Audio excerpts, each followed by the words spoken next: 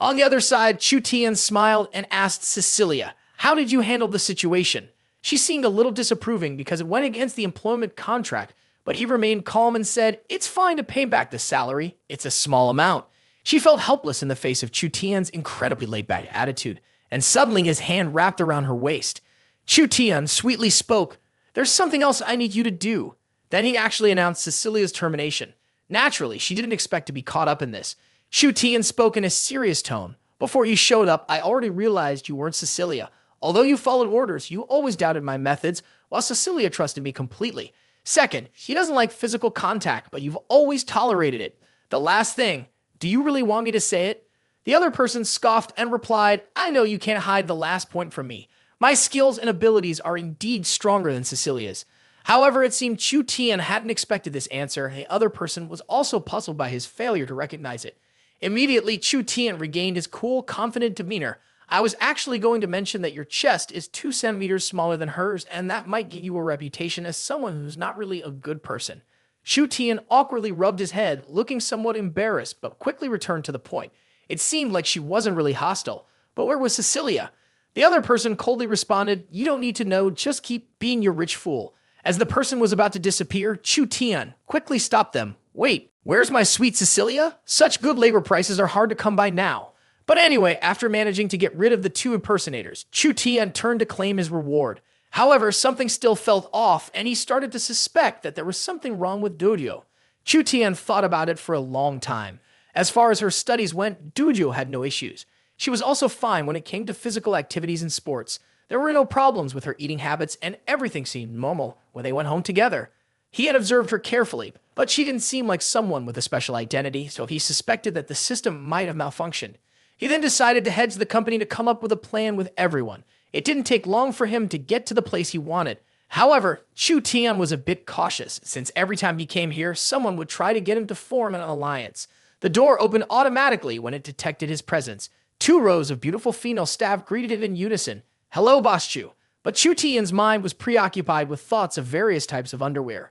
There were so many different designs to consider. Thinking about the eye candy here made him feel quite relaxed. Suddenly, Chu Tian realized that he had seen the cute little bear character countless times before. He was surprised to see that Durio was here too. The simple explanation was that she was one of the most dedicated employees at the company, always showing up early in the morning. That introduction made him suspicious since he had been keeping an eye on things for nearly a day. Chu Tian carefully observed. If there was an impersonator, he suddenly decided to praise her. "Durio, you did great in this morning's swimming lesson." She quickly replied, "You must be mistaken. There was no free time this morning." Outside, Chu Tian apologized to her, but inside, he was determined to continue asking. "Earlier, I mentioned wanting to invite you to eat some jasmine mushroom." But she smiled and replied, "That dish is actually stir-fried bitter melon with pickled vegetables." Chu Tian didn't expect her to know that detail. Just then, Yurio spoke up. "There's still a wig contract that needs to be signed. Go sign it quickly." Chu Tian subtly praised and encouraged her to keep pushing forward, but deep down, he finally understood. From his guess, there were 2 Yurios in this world. When he heard this, the person opposite him suddenly slammed their hand on the table. Zilin, confused, asked, "How could there be 2 Dojos? What's going on?" He spoke darkly. "Let them explain themselves." Zilin hesitated. Will she tell the truth? Seeing this, Chu Tian responded firmly, "The arrangements have already been made." Indeed, as Chu Tian had suspected, there really were 2 Dojos. Now, Du Hao was recounting how Chu Tian had doubted her. Du Hao believed it wasn't the right time yet because they still had one final move to play, but the truth was, no matter how many moves they had, it would never be enough to outsmart the main character. That night, a sudden knock echoed at the door. Chu Tian was annoyed. Who would be knocking so late? He cautiously looked through the peephole, but there didn't seem to be anyone outside. Even though it felt strange, he walked back into his room. Just then, the knocking started again. This time, Chu Tian was irritated and flung the door open to see who it was, but the hallway was completely empty. Suddenly, a blurry figure appeared out of nowhere, long hair, a terrifying ghostly face, whispering in a haunting voice, crying out for justice. The moment Chu Tian saw its face, he screamed. Then the ghost floated behind him and cried out again. The feeling sent a chill down his spine. His eyes widened in fear, but when he looked around again, there was no one there. He convinced himself it must have been a hallucination. The next day, Chu Tian was still half asleep in class when a hand suddenly tapped him. Du Mi looked at him with concern and asked, "What's wrong?" "Didn't sleep well." He told her honestly about the strange experience he had the night before. She quickly concluded that it sounded like he had seen a ghost. According to her, one of the first signs of encountering a spirit is a distorted perception. People often start seeing bizarre things like mistaking someone for someone else, or Chu Tian calmly finished her sentence, or seeing two people who look exactly the same. She continued talking to him, hoping that she could successfully pass through without being deceived. Then Chu Tian shook his head and asked directly, "What is your relationship with her?" Du and I immediately froze, staying silent. His face darkened and his smile turned more twisted than that of a ghost. "I've seen it.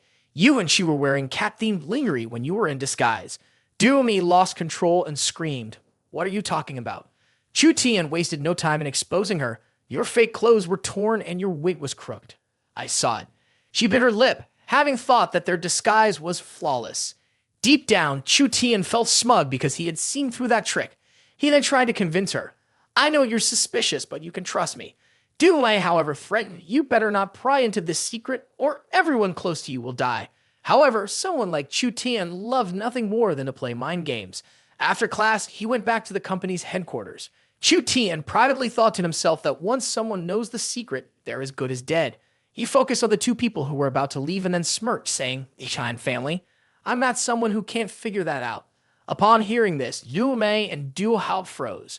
Du Hao loudly demanded, "How do you know the Tian family?" At that moment, the glass of water was refilled.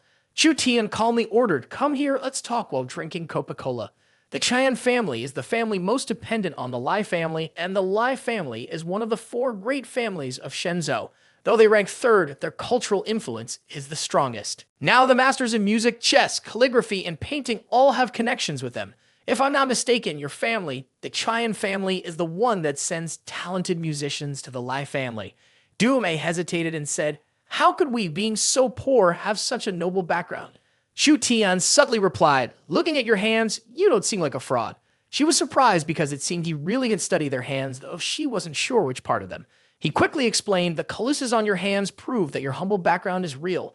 Chu Tian reached out and took Du Mei's left hand, while his other hand held Du Hao's right hand. He continued, "Both of your hands are very soft. The key may be that you grew up in a family that raises silkworms. This type of hand only belongs to two kinds of people, a homebody or a musician." Du Hao immediately shook his head and questioned, "So, if you're right, the Tian family is very powerful." Chu Tian rubbed his chin, thinking, still confused as to why they had left such a powerful family and came here alone. Then suddenly, a clear voice answered him, "Because of our father." He spoke loudly, "Stop dreaming about making my daughter a servant for the Lai family." And then he began to run away from the crowd. The truth was, the number of people chasing them was growing. Soon after, he put the two children in a car. The last words they heard were encouragement for the two of them to keep going. After that, he stood up alone, determined to face the entire crowd. At this point, we had to take down 10 people. Duomei and Du Hao cried out in pain, "Dad, why don't you need us anymore?" Duomei continued, feeling deeply moved. "When I grew up, I realized that Dad sacrificed himself just to give us the freedom we wanted." Chu Tian, with tears and snot streaming down his face, also felt deep admiration for this great father. Du Hao gritted his teeth and said, "We can't let Dad down. We have to live well and get away from the Tian family." He immediately brought up the topic of revenge against them. She quickly disagreed, saying that if the Tian family found them, things would become much harder to handle. But Chu Tian asked again, repeating the same question, "Don't you want revenge?" Both of them shook their heads sadly, knowing it was a nearly impossible task. Then, Chu Tian suddenly spoke with the certainty of a principal. "I always find a way to overcome every difficulty. If there is no difficulty, I'll create one and overcome it. As for your revenge, I'll help you get it." Both of them looked at the challenge letter with worry. Chu Tian, with an intense tone, added, "I can fight alone. I, Chu Tian, simply follow orders to get things done." The music training school of the Tian family was quickly revealed. Xiao Lu rushed to report that something was happening, but Pin Ru remained calm, even thinking that the other party had come simply for tea. He immediately reported that someone was causing trouble. Pin Ru stayed relaxed as usual, wanting to finish her tea before dealing with the situation. In the main hall, the two sides were facing off. Chu Tian firmly demanded that the principal be called. Xiao Lu, frustrated, responded, "If you want to meet him, you'll have to step over my body first. I'm just an amateur, a world-class trumpet player. Come challenge me if you dare." When Chu Tian heard that the winner would be decided by a trumpet contest, he called a person named Ma Zi to come up. He enthusiastically replied, "I'm here." However, upon seeing him, Xiao Lu couldn't hide his disdain. Someone like him wants to compete with me. Chu Tian wasn't pleased as he believed musical performance wasn't about relying on looks. Xiao Lu decided to stop arguing and began playing. As soon as he started, his elegant demeanor made it seem as though flowers were blooming.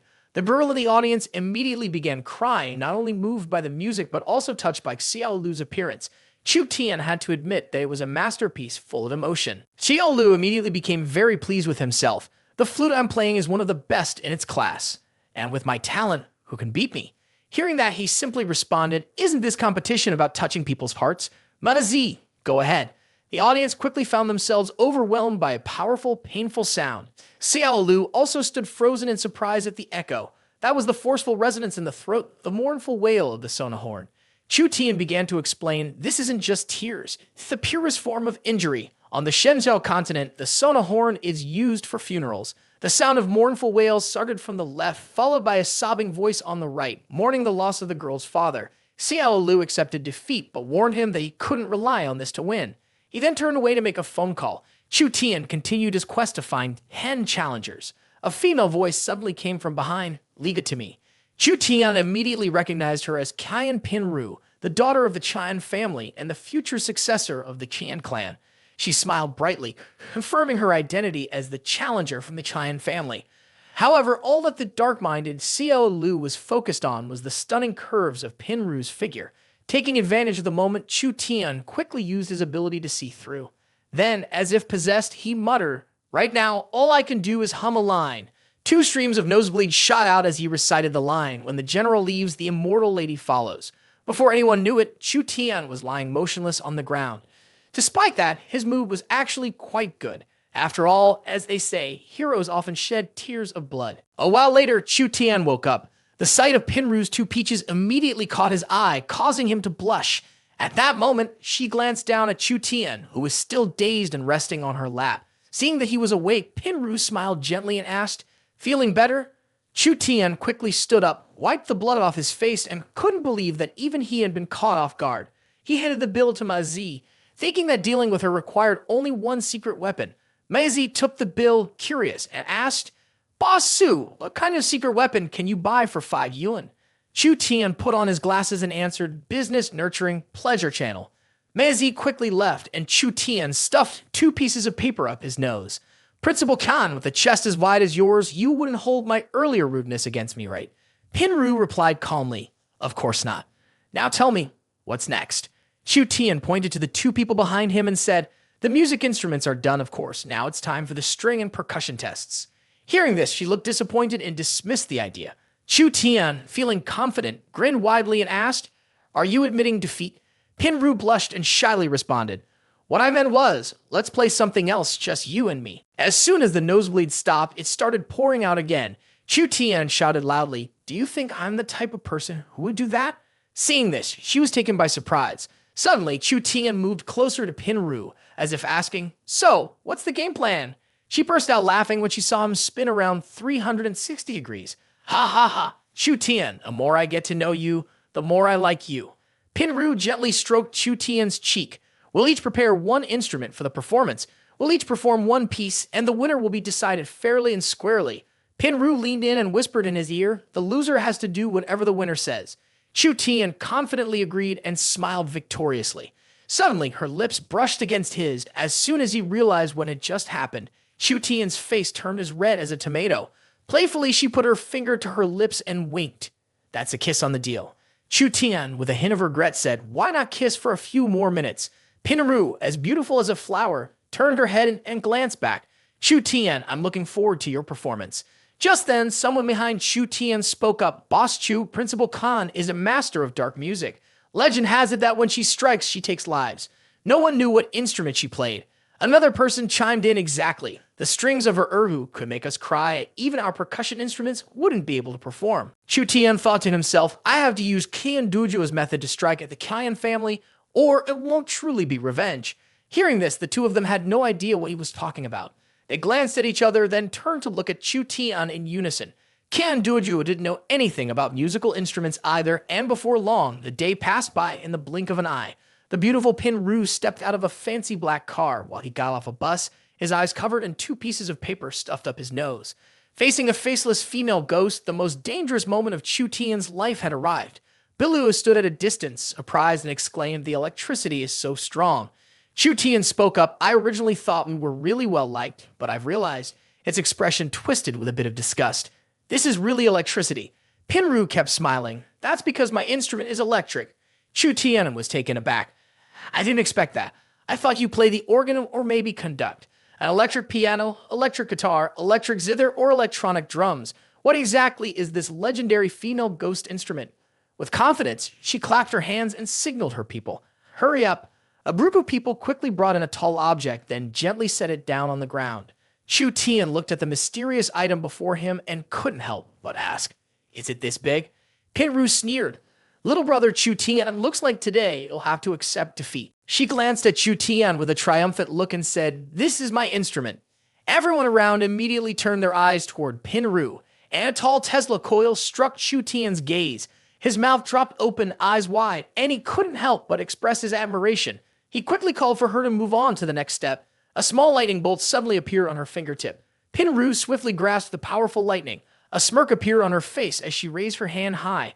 The lightning slowly gathered, creating a soothing sound. It kept building up, focusing at a single point. Pinru stood inside the metal cage, holding her arms out at shoulder height as she controlled the music. Meanwhile, the hair of the onlookers stood on end. They were amazed and exclaimed, "That's incredible. I've never experienced anything like this before." Pinru slowly walked out of the metal cage. She crossed her arms and smirked. "So, little brother Chu Tian, am I impressive or what?" He nodded in acknowledgement, his hair standing up just like the others. After hearing her confirmation, Pinru felt satisfied. "I thought you were pretending not to notice," she said. Chu Tian analyzed. "First, it's very professional, real electronic sound. This is the first time I've heard something like this. Second, with just a small electromagnetic cage, you can still stay calm and control everything. I couldn't do that." On Tuesday, her beauty shone even more clearly through the music, revealing her natural talent. "I love it." She gently ruffled his hair. "That I think I've already won this competition. Chu Tian, everyone will follow my lead from here on." He immediately stood up and pulled out his phone. "I haven't lost yet. The competition has just begun." The people around them couldn't help but exclaim, "Is there any performance better than this one? Don't just talk. Show us your performance." Chu Tian placed the phone to his ear and spoke to the person on the other end. "Start now." He quickly climbed to the top of the tower, drawing confused stares from everyone. Chu Tian landed with his legendary flip-flops. With confidence, he proclaimed, "Did that last performance make me more certain about the true nature of music?" "Music." Chu Tian pointed down at the crowd and shouted, "It's shockwaves. I have to use Kan Dujuo's method and offer a piece of music to the Tian family." Pinru folded her arms, clearly annoyed, and asked, "Is the essence of music really shockwaves?" Suddenly, a loud, shrill noise pierced the air, and upon hearing it, she couldn't help but shout in frustration. "What is that sound?" Everyone around them was shocked by the terrifying noise. Security quickly gathered around to shield Pinru. "Principal Kan, run. It sounds like there's an earthquake." Chu Tian remained standing at the top, defiantly responding, "It's not an earthquake." Without hesitation, he smugly declared, "That sound is my music." Chu Tian pointed into the distance for everyone to see. In front of them, the tower was shaking violently. He then pointed in another direction, where a large stadium was also shaking.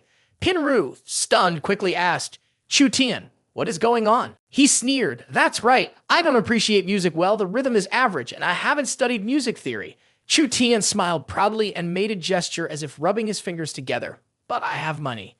He spread his arms wide between two shaking buildings. "These buildings are my instruments." As soon as the performance ended, Chu Tian climbed down from the height and shouted loudly, "Qian Dudio, come out here."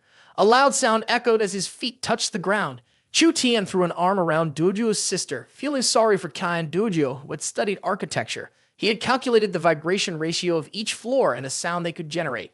Then, he used an advanced vibration machine to adjust the frequency of the sound. People listen to music to appreciate and understand instruments. He smiled slyly. "As for me, I use instruments to control people." Chu Tian raised the arms of both sisters and listened to the music within the instrument. No one in this world had probably ever done something like this. After indulging in his self-satisfaction, he curiously asked, "Principal Kan, what do you feel right now?" Suddenly, an indescribable wave of strange air hit Chu Tian. He shuddered and quickly turned around to check. He saw Pinru with tears streaming down her face, drenched in sweat, overflowing with joy, yet also in deep pain.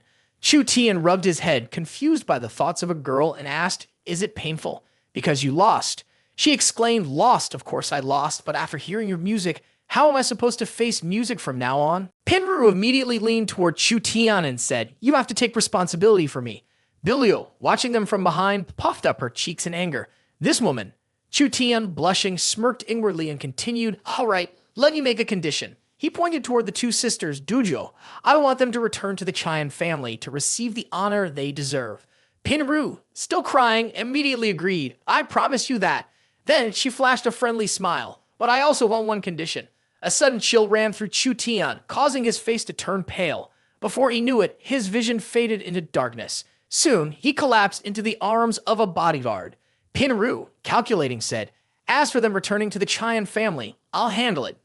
After a while, Chu Tian slowly regained consciousness. He shot up, exclaiming, "Oh no, I fell into Principal Kan's trap." Suddenly, Pinru's arm appeared from nowhere and rested on his shoulder. It was infuriating. Just last night, she had called him baby. He turned in fear to look at her. Pinru gazed at him seductively. "Chu Tian, little brother, if you love me this much, why are you talking about schemes?" In panic, he quickly lifted the blanket covering him. Realizing the situation, Chu Tian burst into tears and lamented, "What is going on here?" Outside, the two sisters, Dorio and Bilio, were waiting in the courtyard. She spoke up asking, "I haven't seen Chu Tian since last night. Do you think something might have happened to him?" Duo Hao immediately reassured her, "I'm sure nothing happened." Duo Mei added, "Chu Tian doesn't have anything the Tian family would need." Bilio, however, immediately became worried, saying, "That doesn't sound right. What if he was mugged?" Duo Mei smiled lightly and tried to calm her down. "What are you thinking? Chu Tian may be impressive, but he's not the type anyone would want to rob for affection." Duo Hao paused for a moment, then suggested maybe we should focus on figuring out how to get out of this mess we're in. At that moment, Pinru slowly walked over, saying, "Don't misunderstand, we're not holding anyone here." Bilio quickly rushed over to ask, "Then let me go. I need to find Chu Tian." Pinru didn't stop her. Instead, she calmly stepped aside to let Bilio pass. Just then, Bilio's head bumped into something in front of her. She looked up, her face showing confusion and concern. What she saw was Chu Tian, looking completely drained. She quickly asked, "Chu Tian, what's wrong? Did she hurt you?" With a weak smile, he gave a thumbs up and said, "She's been really good to me." Seemingly satisfied with his answer, Pinru got straight to the point. "Since you're here, let's talk about the real issue with the Tian family." She playfully stuck out her tongue and gave a sly glance at the two Dojo sisters. "I'm here to work with you." Duo Hao firmly raised his voice. "The Tian family's business has nothing to do with us, and we don't want to cooperate with you." Pinru smirked proudly. "Have you two thought about who will help you face everything so you won't get exposed?" The Dojo sisters froze in place. She continued, "Did you forget that I played with you both when we were kids?" Duo Mei seemed to realize something and asked, "You are?" Before she could finish the question, Pinru, tears welling up in her eyes, revealed her identity. "I changed my name. I'm your big sister Pinru from when you were little." Over on this side, Chu Tian confirmed, "I've seen the documents. She's Pinru." As soon as he finished speaking, both sisters rushed to hug Pinru. She was deeply moved, sighing, "You two have had it tough all these years, but don't worry. Those days will soon be over. I found the chance to overthrow the head of the family and take control of the Tian family." At that moment, Pinru's eyes were full of determination. Bilio, still skeptical, shouted, "Are you sure you're not deceiving us? Why do you need us to cooperate? Isn't that even more dangerous?" Pinru placed her arm around Chu Tian and responded, "No. The foundation of this opportunity is him." They exchanged passionate glances. She continued, "My destined one, Chu Tian." Seeing this intimate scene, she was furious, her blood boiling. Meanwhile, the Dudu sisters were shocked when they heard Pinru say that. Pinru went on, "The master is currently at the Lai family's house, discussing tomorrow's business plans." She held up a book from the Tian family. "Taking advantage of this, I already done a few things," she said. Duo was stunned, while Duo Hao curiously asked, "What is this?" Pinru pointed to two lines in the book. "Xian Duo Mai, Xian Duo Hao. You two, with the Du in your names, have officially joined the Tian family." Chu Tian placed a hand on the sisters' shoulders. "Oh, without taking down the master, they wouldn't be safe." She added, "That's right. After we take down the head of the family, I have an even bigger plan." Pinru firmly outlined the next step. "We're going to overthrow the Lai family." The Dundo sisters were completely stunned, while Bilio's face turned pale. "Isn't that the third generation of Shenzhou? How could you possibly overthrow the Lai family?" she asked. At her words, a smirk slowly appeared on Chu Tian's face. She raised her hand and grinned through clenched teeth. When facing challenges, we never act recklessly, she thought to herself. I originally planned to act as an inside ally, but now it looks like we'll just send the Tian family's people in. Pinru crossed her arms. The day after tomorrow is the Tian family's gathering. We'll talk more then. Before Pinru could finish, Chu Tian waved her off. We'll talk about the details later. I got something more important to take care of. A moment later, he got excited. That's right. Right now, the most important thing is to claim my mission rewards. Chu Tian carefully examined the key task board. He smiled, knowing there were still 2 rewards left to claim. Once the Qin family issue was settled and the company grew, everything would fall into place. But first, Chu Tian needed to test things out before making any decisions. Time passed as he sat at the nearby coffee shop. When he ran into Fanzhuo, Chu Tian casually shrugged and said, "Xiao Long, or maybe I should call you Long. Let's settle any grudges we have once and for all." Fanzhuo put his hand on his forehead. "Chu Tian, I have to admit, you've really opened my eyes." Fanzhuo sneered, "But you're just someone who's been out of prison. You've seen the martial arts of the Su family already, so I won't hide it anymore." He struck a confident pose. "Come on, come over here and cheer for the Su family's martial arts." Chu Tian grinned with total confidence. "You came at just the right time." The moment he finished speaking, Chu Tian activated his attribute sensing skill on Fanzhuo. He observed Fanzhuo's attributes and, with a happy smile, raised his finger to begin adjusting them. Chu Tian's eyes lit up as he saw Fanzhuo's powerful punch coming toward him. Suddenly, a shout rang out, "There's a thief!" The dark brown coffee splashed in front of him. The sound of the coffee cup breaking followed immediately after. He suddenly noticed something. The employee's face turned pale as he bowed and apologized. Sorry, I accidentally spilled it." In a flash, he became furious. "Chu Tian, this is your doing." At that moment, Fanzhuo's foot stepped right into the spilled coffee. He froze as he realized he had lost his balance, and in an instant, his face slammed straight onto the ground. "What's going on here?" Chu Tian looked down, shielding his hand and sneering. "This trick is amusing," he said with a mocking tone. Fanzhuo's stats just dropped immediately, especially his luck. He's back to 0.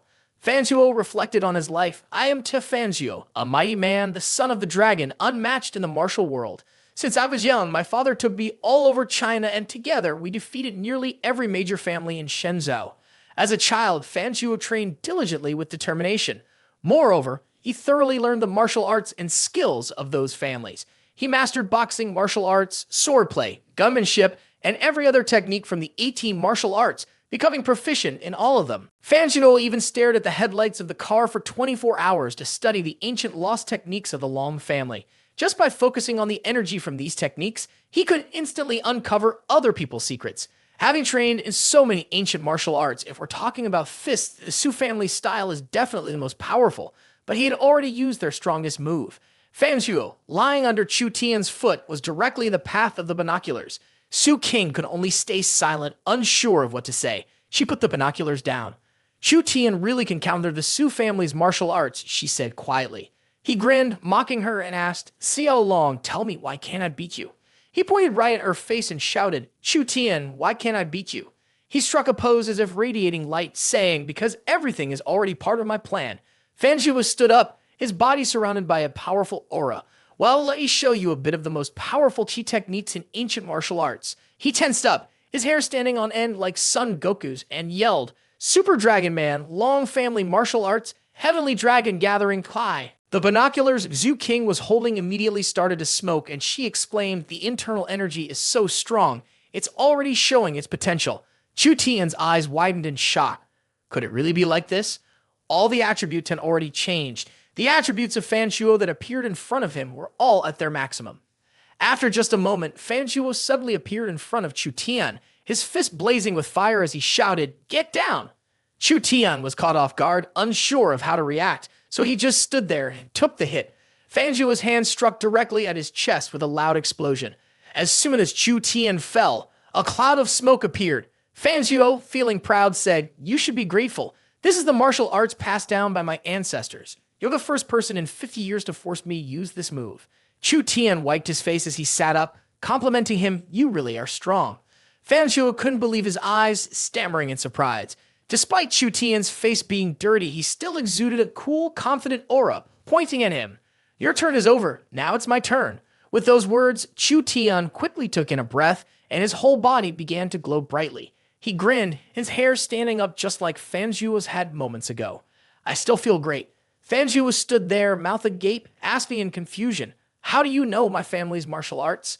Chu Tian squinted and asked, "Don't you know my nickname?" You covered your face with your hand, imagining yourself as a superhero, an ultimate copycat, Chu Tian.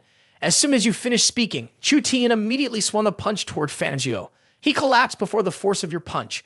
Fanjuo stood up, shivering, his gaze filled with pain as he looked at Chu Tian, unable to hide his confusion. "Tell me why. Where did you get those glasses? Want to learn? I'll teach you." Chu Tian felt a sense of pride, thinking to himself, "Of course, I use the skills I've already mastered." Seeing Fanjuo struggling to lift his head, Chu Tian smirked. Indeed, intelligence was the key when it came to fighting. He silently analyzed. The energy around Xiao Long clearly came from the surrounding environment, and it was an external force. Chu Tian's face lit up with excitement as he thought about putting that external force into his own waistband. He came up with a new idea. Maybe he should gather even more energy. Cool stuff like this was something he had to have. Suddenly, he shouted at Fanjuo, challenging him with a fierce tone.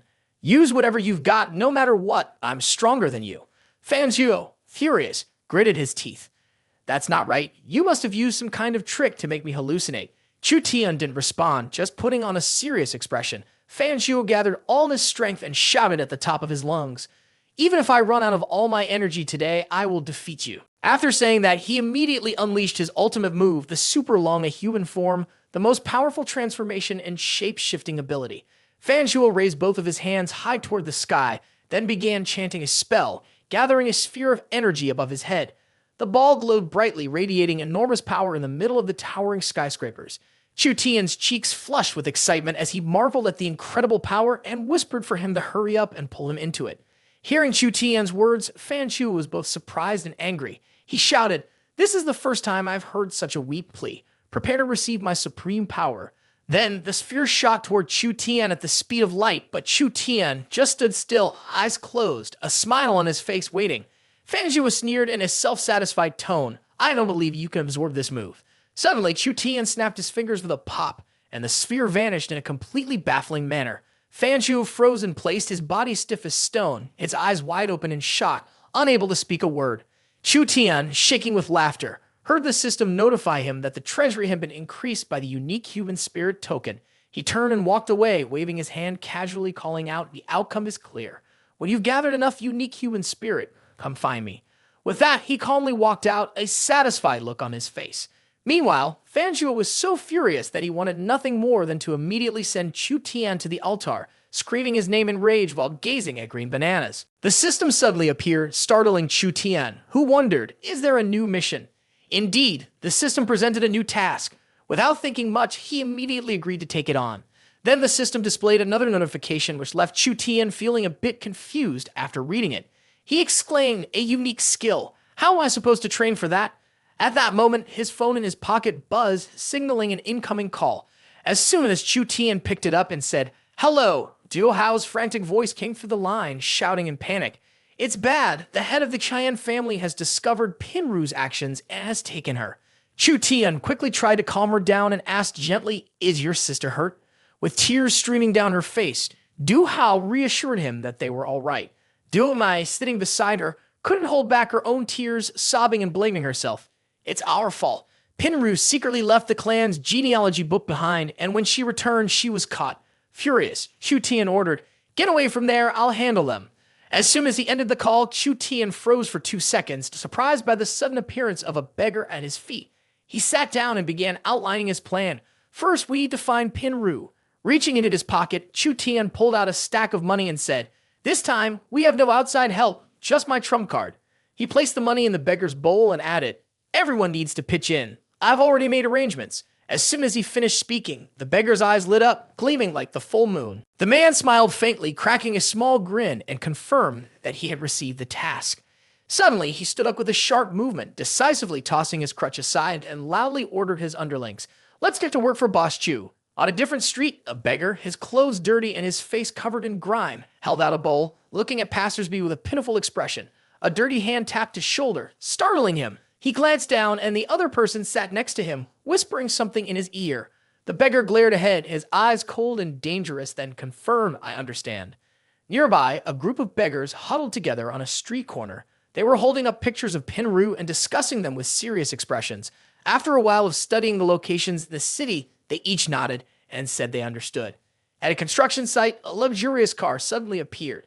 It turned out to be the vehicle of the people who had kidnapped Pinru. They blindfolded her, tightly bound her hands, and then shoved her into a room. Not far away, another beggar was watching the kidnappers' every move. After comparing the scene, he concluded, that girl is the one in the photo. Amid the fragrant smoke, a chicken was being roasted over the blazing red flames. It's Guai. He gritted his teeth, pulled out a golden fried chicken wing, and lovingly handed it to Chu Tian, inviting him to enjoy it while it was still hot. Chu Tian chewed the chicken enthusiastically, praising his cooking skills and how much they had improved. Guai chuckled with delight and said it was all thanks to the secret recipe that Chu Tian had taught him back then. Suddenly, the phone rang, interrupting their conversation. Without missing a beat, Guai lifted the edge of his shirt. To their surprise, he had tucked a landline phone right at his waist. He quickly answered it, his voice professional. Hello, God. A satisfied smile appeared on Guai face as he listened to the other end of the line. They had found the person they were looking for. Excitedly, Guai turned to Chu Tian and said they had located the person at a construction site in Chengnan, which was probably where the Tian family's secret base was. Chu Tian immediately jumped to his feet, not forgetting to compliment him and reminding them to stick to the plan. He glanced up, still chewing his chicken, and said, let them see how powerful we are. Guai followed suit, though the piece of chicken in his mouth was so big that his words came out a bit muffled. It was late at night. Two people stood guard outside a room at the construction site. One of them, a beggar, pretended to be drunk, swaying with a half-empty bottle of liquor in his hand while humming a song about missing his lover. One of the guards, visibly annoyed, shouted loudly to drive the beggar away. The beggar stared at him, frozen with a blank expression. The guard glared back at him, his patience wearing thin. He shouted again, demanding the beggar leave immediately. As soon as he finished speaking, the beggar suddenly threw up all over him. The smell was overpowering, and the guard cried out in disgust. The other guard quickly pulled out his gun and threatened them, ordering them to leave. But then his expression twisted in confusion and panic as he broke out in a cold sweat. A strange object, resembling a bone, had flown into the barrel of his gun. It was a chicken leg bone used as a hidden weapon. Beside him stood Chu Tian. Meanwhile, inside, Pinru was being held by a group of kidnappers, her eyes covered and her hands tightly bound to the chair. She told them she was thirsty. One of the kidnappers, holding a water bottle, approached her with a sinister grin. He twisted the cap off and taunted her. If you have any other requests, feel free to ask. After all, you're quite the gift from the Tian family to the Lai family.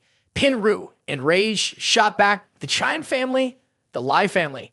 I'm just a servant being shuffled around from one pack of wolves to another. Hearing this, the kidnappers laughed in amusement, mocking her. You're all talk right now, but who knows, maybe there's a hero out there to rescue you. Just as the words finished, a strange noise rang out, followed by a cloud of fine dust rising up. It turned out that it was Chu Tian who had kicked the door open and entered. As soon as he stepped in, he spoke, Is there something you're confused about? Let me help clarify. Chu Tian said this with great confidence and continued, Because I'm here now. When Pinru heard that familiar voice, she was overjoyed and asked, Chu Tian, is that really you? The kidnapper, enraged, snarled and cursed Chu Tian, calling him an ignorant fool. A group of people quickly moved forward, and the kidnapper's smug expression made it seem like he already had victory in hand. He ordered the group to deal with Chu Tian and the strange situation. But Chu Tian wasn't backing down. He quickly launched his attack. Bones flew from his body, piercing through the air and crashing into the attackers, knocking them down one by one in a miserable heap. Chu Tian mocked them with a few words and then eagerly called for his teammates. He shouted excitedly, Take all the clothes and whatever else you can find. Bring it all back to our stash. The kidnapper, surrounded by a golden glow, clenched his fist and threatened loudly, You'll soon learn the power of the golden bell. To this, Chu Tian seemed more amused than intimidated. He grinned and said, When I get back, I'll make a model of it. The kidnapper swung his fist and charged toward him. Chu Tian stood still and casually threw a punch to block the blow. The kidnapper cried out in pain, his body trembling uncontrollably. What's happening? My strength shouldn't be this weak. Chu Tian explained. I've changed his attributes. Now he's no different than an old rooster. The kidnapper struggled to regain his composure and ordered his men to go back and report. A shadow quickly passed behind him. Chu Tian raised his hand and shouted, Trying to run? Let me show you how I adjust your attributes. He stood frozen for a moment, confused when nothing seemed to happen. Chu Tian couldn't see the person's mental strength, power, appearance, energy, or aura. He couldn't help but wonder. Logically, he should have been able to inspect anyone's attributes. He quickly turned around and asked the person what they were. He hastily activated his X-ray vision skill, but this time the system didn't respond at all, which left Chu Tian in disbelief. Suddenly, a golden strand of hair fell into his hand. Chu Tian quickly pieced things together and quietly guessed that the person must be Cecilia. He stood still for about 5 seconds, his expression frozen. Just as Chu Tian had guessed, Cecilia took off her mask and shouted, "Chu Tian, I'm not human anymore." Chu Tian carefully reviewed the instructions on attribute adjustment, then felt confident. Based on everything that had happened before, the system couldn't be wrong. Ah thought deeply and analyzed the situation. The third law of attributes states that the total real value regulating the attributes cannot be changed. The second law of attributes states that without the influence of external forces, the real value of attributes maintains a static state. The first law of attributes states that checking attributes is only applicable to humans. After analyzing everything, he was still confused. In the case of the Tian Dojo twins, since one had already been used, Cecilia couldn't use it. Chu Tian anxiously wondered aloud, so it seems Cecilia isn't human anymore. Is she an illusion now? While he was thinking, Yueli suddenly patted him on the shoulder. Giddily said, "Hey bro, how should we deal with these guys?" Chu Tian turned around, totally shocked. He grinned and teasingly said, "You guys can handle it however you want, of course, or maybe leave them with their underwear. Society's more civilized now." At that moment, Pinru was also freed from her restraints. She rushed over to hug him and said, "How did you find me so quickly, you devil?" Chu Tian told Pinru that he owed them a big favor this time. Pinru smiled and disagreed, saying, "I think you helped them with a major situation."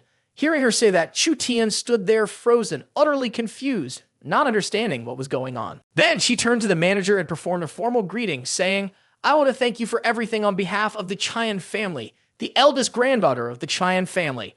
The manager, feeling a bit shy but also somewhat proud, responded, "You're being too polite, sister-in-law. I'm the one who lost, so next time, let me treat you to some chicken wings." Suddenly, she grew serious and her face hardened. This time, the takeover of the Tian family was part of the Lai family's plan. "You must already know about the power of your own forces," she said. The manager squinted and frowned, becoming cautious. "What are you talking about? Sister-in-law?"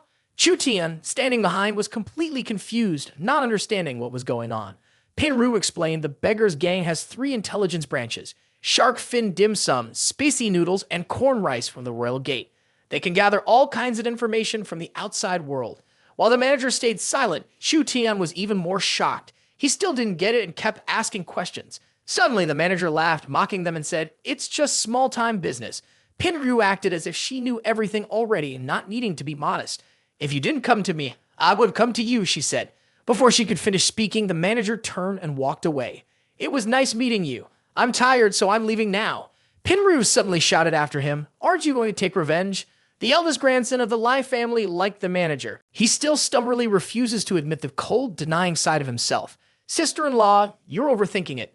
Pinru was angry. After all, 10 years ago, the Lai family cut off his leg and kicked him out. Didn't he want to get back what was rightfully his? At that moment, Chu Tian started to understand something. Lai, so you were actually a rich second-generation guy back then. Gu Lai lost patience and shouted, "Enough! I've told you, I have nothing to do with the Lai family." Pinru looked disappointed. "I understand. Every family has someone who becomes the sacrifice, right?" He clenched his fists, full of resentment and hatred. "What's the point of saying that? If I could have taken down the Lai family, I would have done it a long time ago." Upon hearing what he wanted, Pinru's face brightened. He smiled like a blooming flower. "I used to think it was impossible too, until my brother, Chu Tian, showed up." He then turned to her, looking confused. Gu Lai sighed with worry. "We're brothers who've been through thick and thin together. What's so valuable about Chu, bro?" She cheerfully replied, "He has money." Chu Tian proudly puffed out his chest, smugly showing off his wealth, boasting about how he had a lot, really a lot, of money. Meanwhile, in another part of the Tian family's conference hall, the head of the Tian family was giving a report. "Light Air and the musical talents for next year are all set on our end. We're just waiting to know when the Lai family will need them." Light Air, the contact for the Lai family, was casually playing a game and responded indifferently, "It's up to you." Pinzu was awkward and unsure as he gave his opinion, suggesting that perhaps they should let him decide since the Lai family had some influence. But Darren completely ignored what the old man said, acting like he was bothered by it and snapping, "Don't disturb me, I'm playing a game." He continued to sit there, confidently immersed in his game, while Pinzu nervously stood next to him, looking worried and lost. The atmosphere was tense and everyone started whispering, observing Darren's attitude. At that moment, the third elder of the Tian family, Tian Pinwang, stood up to excuse himself and leave. Pinzu snapped, shouting, "We haven't finished talking yet. Where do you think you're going?" The old man angrily slammed his hand on the table and retorted, "The Tian family doesn't have any say anyway. Does it really make a difference if we talk or not?" He was furious and pointed directly at Tian Pinwang, shouting, "What are you saying? Lai Darren is still here." Darren, however, remained completely focused on his game, not giving a single care about what was happening. The others exchanged glances at his indifferent attitude, unsure what more to say. Tian Pinwang sneered, clearly contemptuous, and said, "He doesn't even care about us. The Chan family is about to fall apart under your watch." Pin Zhu, stung by the insult, immediately shot back, "I think you and Pin Ru are planning a rebellion." At that, the old man was struck with a sharp slap, leaving him stunned and in pain. The recent slap left Pin Ru's face bruised, and blood was even dripping from his nose as he looked up in fear. Darren, barely keeping his eyes open, scowled and shouted at the old man, "What's all this noise? You just cost me the win." He was furious, throwing his phone across the room. Normally, winning would be easy with 2 rows, but this time, he had to deal with 3 actors. In rage, he stormed up to Pin Zhu, pointing his finger at his face and demanding that the old man investigate these 3 people for him. Pin Zhu, struggling, tried to remind him about the main responsibilities of the Lai Can family, but before he could finish, Darren stomped on his foam under his foot. Acting arrogantly, he demanded the old man bring those 3 people to him, saying he would have his father pay Pin Zhu once he got them. Hearing about the money, Pin Zhu's attitude shifted. He brightened up and eagerly asked, "Really? That's great. Do you know their names?" Darren gritted his teeth and explained, "One of them is the guy who asked, 'Why are you wearing my clothes?'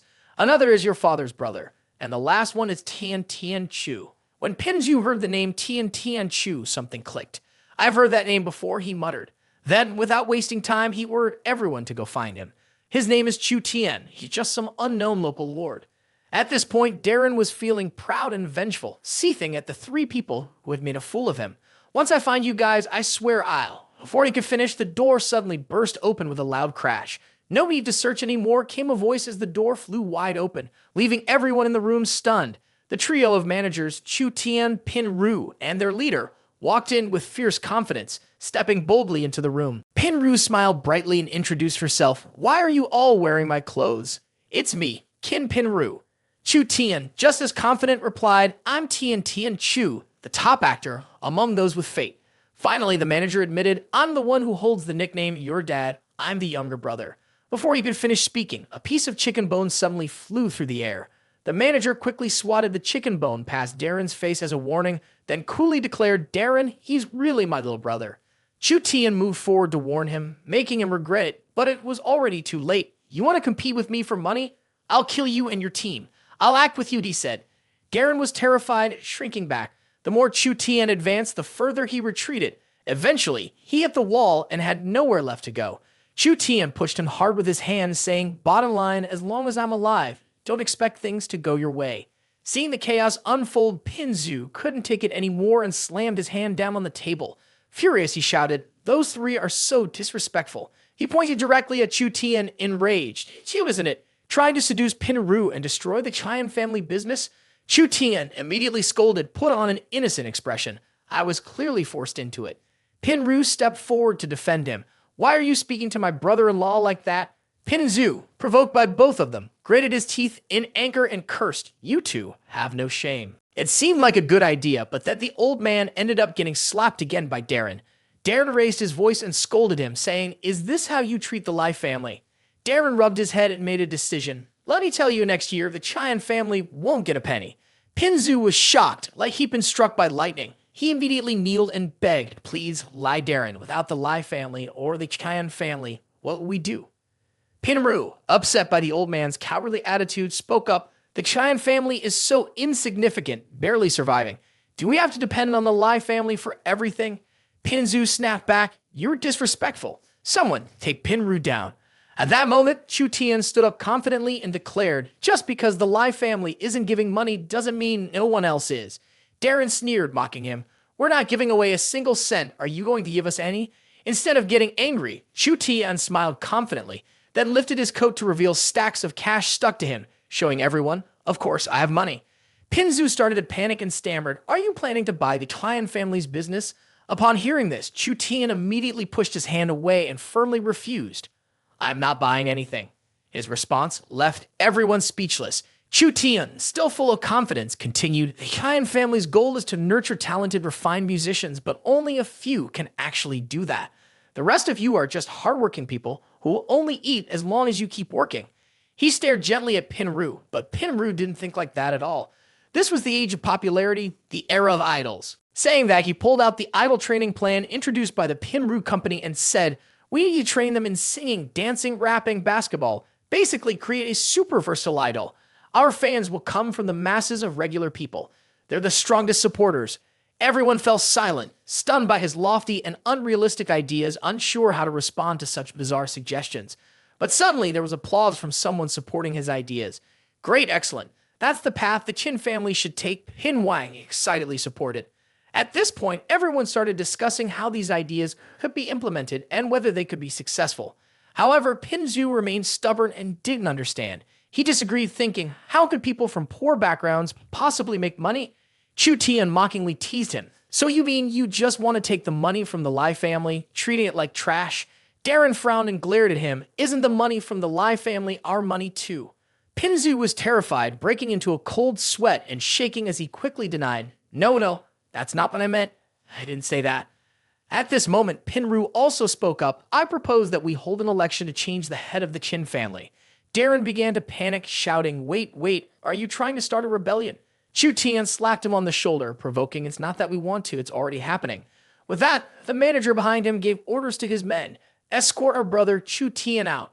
And so Darren was dragged out regardless of how much he struggled. Pinzu saw him being dragged away and immediately shouted, "Lai Darren." Pinru, standing next to him, casually said, "Looks like the thorn in the Lai family's side is finally gone." Chu Tian, hearing this, cheered, "Let the rebellion begin." Soon after, people around them began whispering to each other, and their whispers grew louder like a rising storm.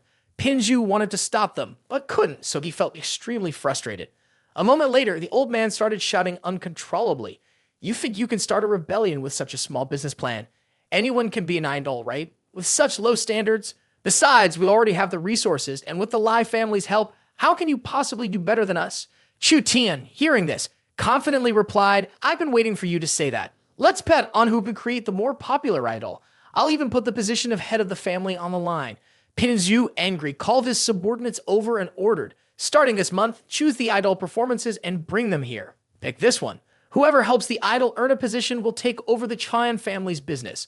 Pointing to the television program featuring a male idol, Pinzu said, "Look at this. Tomorrow is the audition. We'll bring in a new artist." He understood your subtle challenge and immediately got fired up. He quickly contacted the Lai family to send over the hottest male artist available for us. He also prepared for the whole process, following the steps that Chu Tian mentioned. A vocal coach, a dance instructor, a rap teacher, and even a basketball coach. When the team heard about the basketball part, they felt something was off and immediately asked, "I still don't get it. What's the point of knowing basketball?" Pinzu, who had already lost his patience, was even more irritated by his subordinates' endless questions. "Stop asking so many questions and go find someone for me." Outside, the sky was clear, the clouds were white, and the sun was shining. Inside the cabin where Pinru and Chu Tian were relaxing, after sitting for a while, she suddenly spoke up.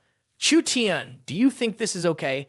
The male artist we have on hand shouldn't be a problem, right?" Hearing her concerns, he reassured her. "I know someone." Chu Tian's calm expression shifted to one of confident self-satisfaction. He was sure he was the perfect fit for something like this. Meanwhile, elsewhere, Jiang Hao was sitting peacefully when a sound suddenly startled him. "Ha!" He paused, feeling a strange sense of foreboding. Before he could think much about it, Dahao called. As soon as Jiang Hao picked up, he immediately asked, "Are you calling to give me more pocket money?" "Hello? What's this about?" "The company needs to open 10 new stores. You want me to be the director?" "Of course, that's fine, but why do we suddenly have so much money?" Dahao happily replied, "It's because someone invested in us. We just signed the contract, and all the old debts are paid off now." Not long after, he successfully convinced his son. After delivering the news, Dahao casually poured a glass of wine for the person. Right after that, he brought it up to his lips and smoothly asked, "So, can we move on to the next step now?" Chu Tian, sitting with his legs crossed on the sofa, arrogantly answered, "Of course. The money is for the company to use for now. I don't care how you run your business, even if you lose it all. That's fine." He paused for a moment, then added, and I'll help you keep an eye on Jiang Hao. A new day began, and Jiang Hao kept rubbing his bright red buzz cut. He proudly said, "It's happened so fast, I've already become the boss. I wonder if the new restaurant is as fancy as I thought." The sunlight glistened as it shone through the grand Hao Hao Hotel sign. Jiang Hao stared in shock, his mouth agape, and he couldn't help but mumble a few surprised words. But life wasn't as dreamy as he imagined. Just as he had basked in his moment of self-pride for a few seconds, reality slapped him hard across the face. Anger quickly replaced his sense of satisfaction. What kind of rundown place was this? Jiang Hao realized that there was nothing he could do, so he decided to turn around and ask his dad for a different location. But just as he was about to make a U-turn, a sweet voice called out to him. Jiang Hao instinctively answered, then turned in surprise. As soon as he saw Bilio, he thought to himself, "Who is this? She's so beautiful." She pretended not to notice the love-struck look in his eyes. "Excuse me, are you the owner of Hao Hao Hotel?" Jiang Hao awkwardly scratched his head and hesitated before replying, "I guess you could say that." When she heard this, she beamed and exclaimed, "Really? I've heard so much about the food at Hao Hao. Everyone says the restaurant's dishes are famous, especially the ones cooked by Chef Jiang Hao. But I still haven't had a chance to try the food at Jiang Hao's restaurant. I guess now I can finally say I've eaten there." Bilio paused for a moment, then looked up at Hao Hao's restaurant and asked, "But is it still not open? Did I come too soon?" Jiang Hao, almost struck by a sudden wave of love, enthusiastically invited her in. "We'll be opening soon. Come on in and have a meal." Once they entered the dining area, Jiang Hao stood in front of the empty kitchen, looking confused and wondering to himself, "What do I do now?" Bilio spoke up, urging him, "How much longer will this take? I still have to go to school later." Jiang Hao immediately replied, "It'll be ready right away." A few moments later, he grabbed a spatula and started flipping the food, his determination shined through. Jiang Hao spoke with resolve, "I've watched this plenty of times, so let me just try it this time." But before he could even take a bite, Bilio's scream echoed through the air. Hearing this, Jiang Hao immediately rushed out, grabbing a frying pan with him as a threat. Who's there? Surrounding her now were large, muscular people who were twice her size. Seeing these intimidating figures, Bilio was ready to turn and run. But before she could take even one step, they stopped her. "Is that the boss? Are you here to save me?" Jiang Hao, always too proud to admit any weakness, proudly replied, "Of course. With me here, you don't have to worry about a thing." Jiang Hao had just finished speaking when the big muscular men started challenging him. "Want to die? Beat him up for me." Finally, he couldn't hold back and said, "If there's a grudge, it has a cause. Don't come looking for me." Just moments later, Bilio's cheerful voice rang out again. "Wow, Mr. Jiang, you're amazing. You clear them all out in no time." Jiang Hao looked at the pile of people lying on the ground and exclaimed, "What? Did I do this to them?" Right then, the news crew unexpectedly barged in. "Oh, we've been following this gang for a long time, and we never expected this young hero to take them down." Bilio, on the other side, couldn't stop praising him. "Mr. Jiang, you're my idol. You're so handsome, you can cook, and you're brave too. If you weren't a celebrity, it'd be such a waste." Jiang Hao chuckled at her words, then humbly replied, "No way." By the next day, he was already on social media with the headline, "Self-made entrepreneur Jiang Hao, hero saves the damsel, takes down the mafia." Chu Tian read the article and couldn't help but admire it. Wow, Jiang Hao got invited by Cao Bilio to participate in the competition. This article has been publicly published now. Pinru, seeing how pleased he was, started to wonder, why would they pick Jiang Hao as an idol? What's so special about him? Chu Tian calmly answered, "That's my secret weapon. These days, idols aren't just anyone who gets popular. Training someone like Jiang Hao is what truly defines a king's way." At the Hai Tuan stage, people were bustling in, walking in all directions. Jiang Hao, feeling shy, asked softly, "Excuse me, is this the stage for male idols?" A guy nearby whispered to her, "Isn't that the handsome guy from a few days ago, the one who saved the damsel in distress?" A girl next to him suddenly recognized him and exclaimed excitedly, "Yeah, that's him. He left such an impression. He's so cute and kind of goofy. Definitely a good impression." Pinzu overheard this and quietly asked his assistant, who was following behind him, "Is that the person Chu Tian picked?" His assistant wiped the sweat off his forehead and replied, "We never expected that we would land the hottest person, but now the news has been completely overshadowed by someone named Jiang Hao." Pinju gritted his teeth in anger. "We spent so much money, and now, in the very first round, we've already been defeated. Chu Tian is not someone to be underestimated."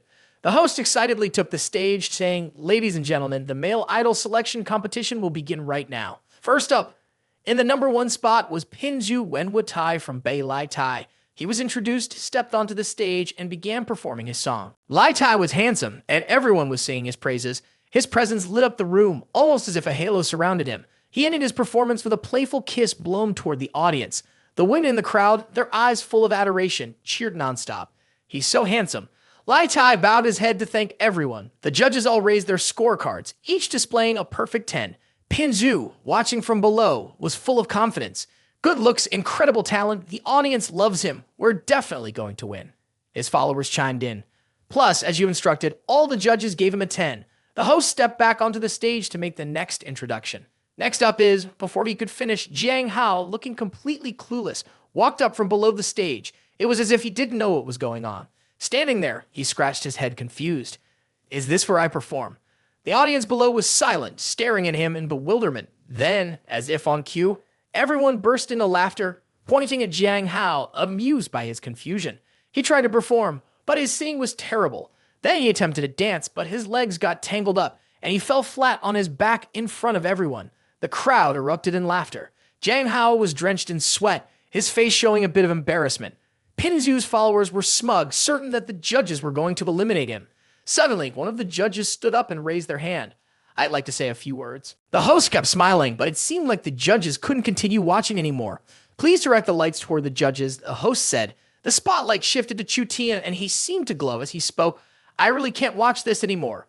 Jiang Hao was confused when he saw that it was Chu Tian standing up. Chu Tian's colleagues, Pinzu, and the subordinates were even more surprised and confused. They all said at the same time, why him? One of the subordinates, worried, said, as far as I know, the program sheet clearly stated that the judge should be the head of Channel 1's internet division. Pinzu grabbed the subordinate by the collar and shouted, so it's Chu Tian, right? Didn't your team know and still give him the money? The two of them turned to look at Chu Tian, who was winking and signaling them with a thank you. He put on a serious face and asked, I think Jiang Hao's performance is really poor. Pinzu and the subordinate exchanged puzzled looks, clearly not understanding Chu Tian's words. Pinzu asked, what kind of plan is this? Chu Tian continued, but the person just now was clearly better in every way, so I'll use my golden card to give Jiang Hao another chance. The audience was shaken by Chu Tian's decision. He flashed his signature bright smile and asked, do you want to know why? The audience immediately stirred. What just happened? Did I hear that right? Using a yellow card to give someone another chance? Chu Tian confirmed again. That's right. We need to give Jiang Hao a chance with a yellow card. The two judges beside him advised, this isn't really a good idea. Maybe you should think it over some more. A hand from the audience was raised. I oppose this. It's Pinju. The old man gritted his teeth, frowning. I was the first to object. Chu Tian gave him a teasing look. Oh, how should I put this? Pinzu immediately criticized. He can't sing. He can't dance. Why does he deserve another chance? Chu Tian pretended to scratch his head, unsure of how to respond. Pinzu saw his hesitation and pressed on. Then why wasn't Lai Tai selected as the winner just now? Chu Tian tried to avoid the question again, stumbling over his words. Pinzu couldn't wait any longer, blushing with anger as he shouted, did you bribe Jiang Hao, or is there some relationship between you two? One of the followers nearby eagerly chimed in, I know what's going on. He held up his phone and said loudly for everyone to hear, the company picked Jiang Hao because Chu Tian is a shareholder. The host, visibly disappointed, spoke up, I can't believe that the top executive of our internet channel is someone like this. Pinzu stepped in front of Chu Tian and lowered his voice, do you still have any excuses? Chu Tian immediately matched the tone, saying, what I've been trying to say is the reason Jiang Hao got this opportunity. He then smirked in a sly and unsettling way. It's because he's one of my employees. The group fell silent after hearing this explanation. Pinzu couldn't help but laugh mockingly. So what's that supposed to mean? Are you admitting your all talk and deceit now? Get ready to be criticized. Chu Tian shrugged nonchalantly, his expression full of arrogance as he pointed towards the stage. And just so you know, all the artists here are my employees. Lai Tai and the others quickly bowed their heads and loudly called out, Boss, thank you for your hard work. Chu Tian calmly continued, to put it simply, all the artists participating in today's event are working for the music company because the station's collaborating partners here are all ours. Pinju's subordinates were fuming with anger. So what? Our betting conditions still stand. Hurry up. We still have the right to veto this. Eliminate Jiang Hao now. The two other judges quickly raised their X signs in agreement. One of Pinju's subordinates burst into laughter. 2 against 1. Jiang Hao is out. Chu Tian sighed. What should I say? It's good that you guys don't admit defeat, but are you really sure you've won? He then casually raised his thumb, pointing behind him. Pinzu didn't react in time. His eyebrows furrowed as his subordinates broke into a sweat, just as much as he did. Pinzu had handed Lai Tai a contract, and without hesitation, Lai Tai signed it. Chu Tian smiled in satisfaction. Thank you for bringing such a talented person here. He's mine now. According to the rules, since you don't have any players in the competition, the betting results are in my favor. Pinju's subordinate, startled, quickly tried to blame it on cheating. This event was rigged. Chu Tian raised 2 joker cards with a wicked grin. That's right, it's the king card too. Pinju's face darkened and he smiled through gritted teeth. You're good. Chu Tian sneered. I guess it's time to hand over the position of head of the Tian family, huh? The subordinate quickly extended his hand, demanding the contract's payout. Chu Tian obediently handed over a thick envelope. Here, take it. The subordinate opened it and checked the contents. He was furious and slammed it on the ground. Isn't this the money I gave to the judge yesterday? This is infuriating. Chu Tian covered his mouth and laughed. I used your money from yesterday to pay for your loss today. Doesn't it feel special? Pinzu couldn't take it anymore and yelled at the top of his lungs. Enough. Chu Tian acted innocent, replying, You're yelling at me? Even my dad's never yelled at me like that. Pinju calmed down a bit. Making a little noise was fine, but if he didn't show some respect for our family's reputation, he couldn't blame me for being rude. Pinju picked up his phone and called with a confident expression. Lie, Darren, I'm begging you, he shouted confidently. Let me show you how the truly wealthy play the game. Suddenly, a security guard standing outside came in and whispered something to the host that sounded unbelievable. The host immediately announced, according to instructions from top leadership, the male idol will stop the selection process and cancel all performances. Pinzu smirked at Chu Tian. So the Lai family helped me cancel all the performances, huh? His eyes gleamed with a mocking smile. Sorry, but when you have money, you can do whatever you want. Chu Tian turned away, uninterested, and replied, After I couldn't spend all my money, I learned an important lesson. Being able to do whatever you want isn't the same as knowing how to make money. As Chu Tian spoke, he grabbed a red curtain and pulled it down forcefully, revealing a team of police officers, emphasizing, That's knowing how to spend money. The first person to step forward was his father. Chu Tian excitedly gestured for them to come in. Wai Wai then listed a series of charges. Violation of business laws, bribing the judges, illegal schemes, manipulating the competition, and having shady connections with multiple family corporations. As soon as she finished speaking, the police arrested Pinzu and her subordinates. She declared, You are all under arrest. One of Pinzu's subordinates immediately raised his hand and confessed everything. It was all my doing. Pinzu had no idea. Chu Tian smiled a dangerous smile, saying that those who told the truth would receive leniency, while the witness was busy taking notes. Actually, I quietly signed a contract with Lai Tai a few days ago. What happened earlier was just giving him a small reward. Pinzu shook her head, understanding now. From the very beginning, we were just being led around by you. Don't think any media outlet will ever collaborate with you again. Jiang Hao, following Chu Tian, hesitantly asked, Brother Chu, could this all be because of me? He confidently patted his chest. Don't worry. No matter what, I'll support my friends. Besides, this was just about advertising news. The impact is just as strong as any show, and if there was no collaboration with the telecom company, we would have just bought one. Chu Tian proudly spoke to himself, trying to look cool.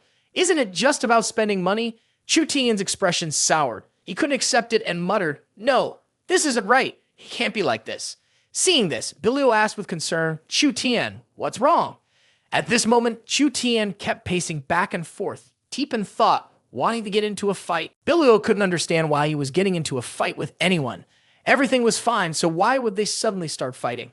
Chu Tian turned around sharply and replied seriously, Because you have to use the power of justice to defeat bad people. But deep down, Chu Tian was silently crying. He blamed himself for accepting the mission to become a martial arts master. It had already been 3 days.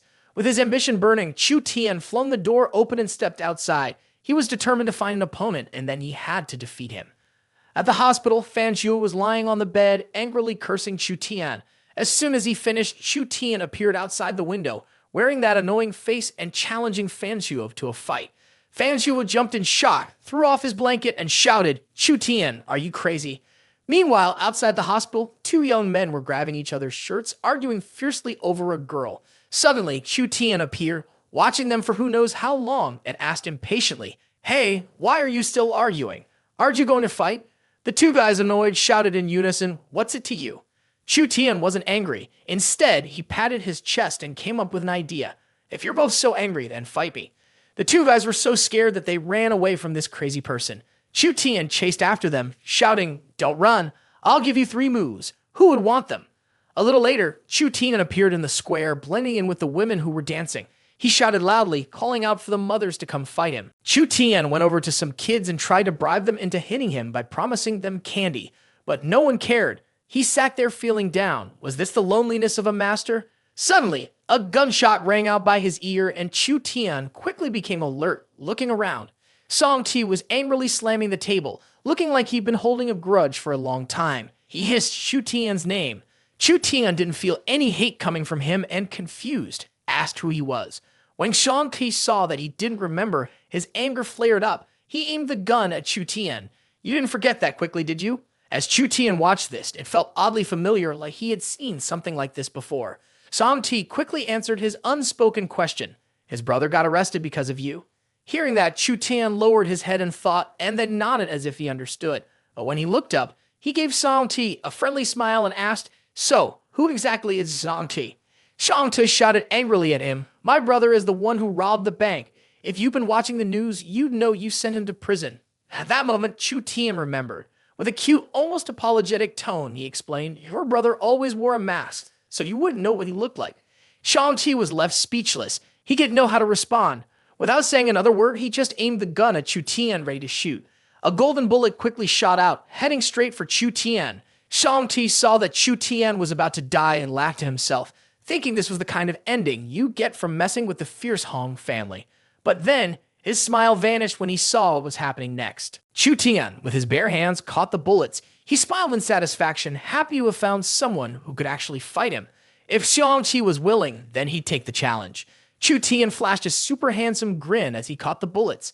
Song Ti watched the scene completely shocked. It was so unbelievable that he almost dropped his gun.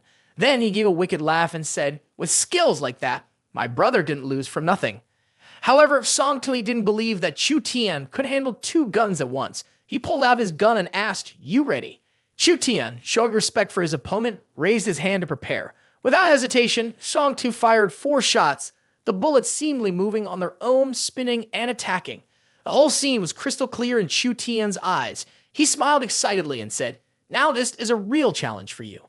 Then, Chu Tian raised his hand, snapped his fingers, and one by one, the bullets fell to the ground. He smiled and said, "With so many bullets like this, it's like you're keeping an illegal stash of ammo." Chu Tian confidently declared, "I've made up my mind. Time to get started." He decided to be extra cool, pointing dramatically and saying, "Your turn's over. Now it's mine." But when he looked up, the fierce guy from before had vanished without a trace. Song Ti was speeding down the road on his motorcycle, terrified out of his mind. Is it still human to catch bullets with your bare hands? Luckily, he was fast enough. Otherwise, he'd have been a goner. Suddenly, Chu Tian's voice rang out. "Your escape looks pretty stylish, just like mine." The motorcycle was speeding at top speed, but somehow, Chu Tian managed to keep up with it. Song Ti was so scared he stuttered. It turned out that Chu Tian was using an ancient martial art technique. Chu Tian performed the Phoenix Fire Wheel. He thanked Song Ti for giving him the inspiration to create a few new moves. In his hand, he materialized the bullet Song Ti had just shot. Using his martial arts, he unleashed a move called Chaotic Sandstorm and shot it at the motorcycle's wheel. The wheel quickly exploded and Song Ti was thrown off the bike, dazed and confused. He fell to the ground, staring in fear at Chu Tian standing before him. Chu Tian then performed another signature move, the Solar Fist. A brilliant light, as bright as the sun, flashed in the middle of the city. Song Ti winced in pain, clutching his eyes, and screamed, "My eyes!" Suddenly, Chu Tian felt a bit awkward and thought to himself, "I don't know how to do homework. Copying notes isn't easy. But is it really okay to just keep using moves from cartoons?"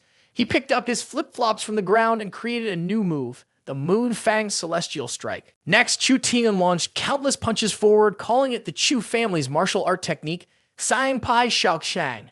Elephant Skin Handgun. A barrage of martial arts moves were thrown out like a transformation sequence of the Chu family, followed by the Chu family's strategic counterattack and the Chu family's random strikes from all directions. Facing these attacks, Song Ti was beaten badly, crying out for mercy. He finally admitted defeat. At that moment, Chu Tian wiped the sweat from his brow after striking several poses. Suddenly, a sound rang in his ears, ding. The system notification announced that Chu Tian had completed his mission, along with hidden rewards, bronze, and silver prizes. Looking at the number of rewards, Chu Tian reflected, the more moves you use, the more rewards you get. The gold rewards above might be platinum, gemstones, or stars with attractive targets. Chu Tian's determination flared up. He had to find someone else to test his skills. Chu Tian turned to Song Ti and asked, you mentioned something about the Hong Jia Shi Kui, the 7 freaks of the Hong family. Are there many others like you? At the top of a towering mountain, the base of the Hong family's mountain stronghold lay below. Bilio and Chu Tian had arrived here as though they were on a sightseeing trip. She didn't understand who had come up with such a terrible name for the Hong family's 7 freaks. Chu Tian stepped forward to open the door and said, today we're going into the bandit stronghold for a clean sweep. Bilio confidently replied, I know these gangsters. But as soon as the gate was opened, 2 large match sheets appeared in front of them. The bandit appeared, pointing and asking, that mushroom, where is it? Chu Tian didn't understand what mushroom he was talking about. Stammering, he said, there's a mushroom I can't give to you. But the bandit didn't listen. He immediately drew his sword, causing Chu Tian to panic and grab his hair. Why was he already about to kill someone? He pretended to be scared and ran behind Bilio. She quickly spoke up, wait. Bilio whispered to him, that's slang meaning, who are you? And where are you from? Just let me handle it. That's when Chu Tian realized what was going on and couldn't help but admire her skills. Bilio then said something strange. If you want it, come. If you want milk, go to your mother. If you miss your wife at home, your son's uncle has arrived. This was her way of signaling for backup. The 2 bandits exchanged a look and nodded. They understood she was one of them. The older bandit immediately responded in slang, dare to anger the ancestors. Bilio calmly replied, the tower that suppresses demons is inside. If it's like that, just call me dead, falling from the mountain and drowning in the river. The other bandit crossed his arms, clearly thinking she wasn't from the righteous side. Bilio then presented her bandit ID card, showing an address where Rice had evidence, signaling that she was from the righteous side, a former ally. Chu Tian stood beside her, sweating, pretending to understand and agreeing with her. The bandit continued to doubt and asked, who did you learn from when you were younger? Bilio answered calmly in bandit slang, my background isn't ordinary, I can't say. He continued to doubt and asked Bilio if there was something more going on. An old friend? Bilio raised her suitcase and shouted to show she wasn't lying. Suddenly, Songer appeared behind them and spoke up. What's going on today? It's so lively. He introduced himself in a friendly tone. Hello, I'm from the 2nd division of the Hung family. You can call me Songer. Chu Tian understood what he meant and responded. I'm the eldest son of the Chu family. You can call me Chu Tian. Bilio also introduced herself. At that moment, Songer suddenly said, say dat slang for who sent you here. Chu Tian didn't get it, so he smiled awkwardly and replied, the weather is so nice today, not too hot. Bilio immediately whispered to remind him that slang. She quickly changed her expression and smiled politely. Songer laughed and explained, Song Ti sent us to meet you guys. Chu Tian quickly lifted his suitcase and said, this is the document we just acquired from the Hu family. It's for you. Songer smiled warmly and invited them up the mountain. On the way up, Chu Tian couldn't resist asking Bilio, where did you learn that slang? Bilio whispered softly, from Chaghu, Iho's son. Upon hearing that, he couldn't help but smile. What they didn't know was that behind them, Songer had turned his back and was wearing a sinister smile. Throughout their conversation, Chu Tian's face remained serious. He spoke firmly. That's right, we want to join forces with you. Unlike the serious demeanor of the other 2, Songer always kept a relaxed attitude. He nodded in agreement. When he heard Songer's response, Chu Tian's expression froze. He looked stunned by the quick decision. Chu Tian said, you guys accept anyone just like that? Songer chuckled lightly. You're paying so much money, of course, I have to show some respect. Chu Tian frowned, clearly uncomfortable. He muttered to himself, I was planning on you refusing. Then I would have fought each of you in a game of chess. His soft words reached Songer's ears. He couldn't hide his amusement. It seemed like Chu Tian was still acting on assumptions. Bilio, sitting next to them, looked displeased. She firmly stated, no matter what, you can't just accept anyone like that. If you're joining, you have to go through initiation. We have to fight. Hearing this, Songer waved his hand dismissively, signaling that he rejected the idea of violence. Fighting, killing, it's not good. Our gang is civilized. Bilio slammed her hand on the table, her eyes filled with menace. But we're the mafia.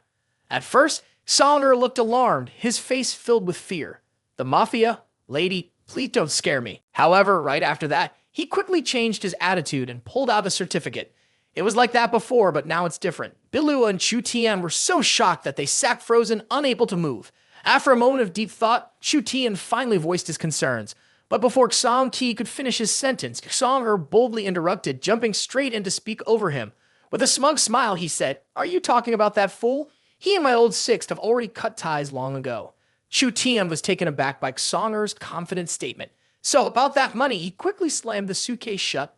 The atmosphere around Songer was full of mystery, creating a sense of curiosity. As the saying goes, seeing is believing, he said, "Follow me." He led them to his secret base. Chu Tian nervously looked around. This place was. Without making Chu Tian wait too long, Songer walked over to a tree and excitedly introduced it. "This is a keiki tree." Songer gently touched the tree's trunk, his hand lingering affectionately. Then, with a weird smile, he added, "They're so beautiful.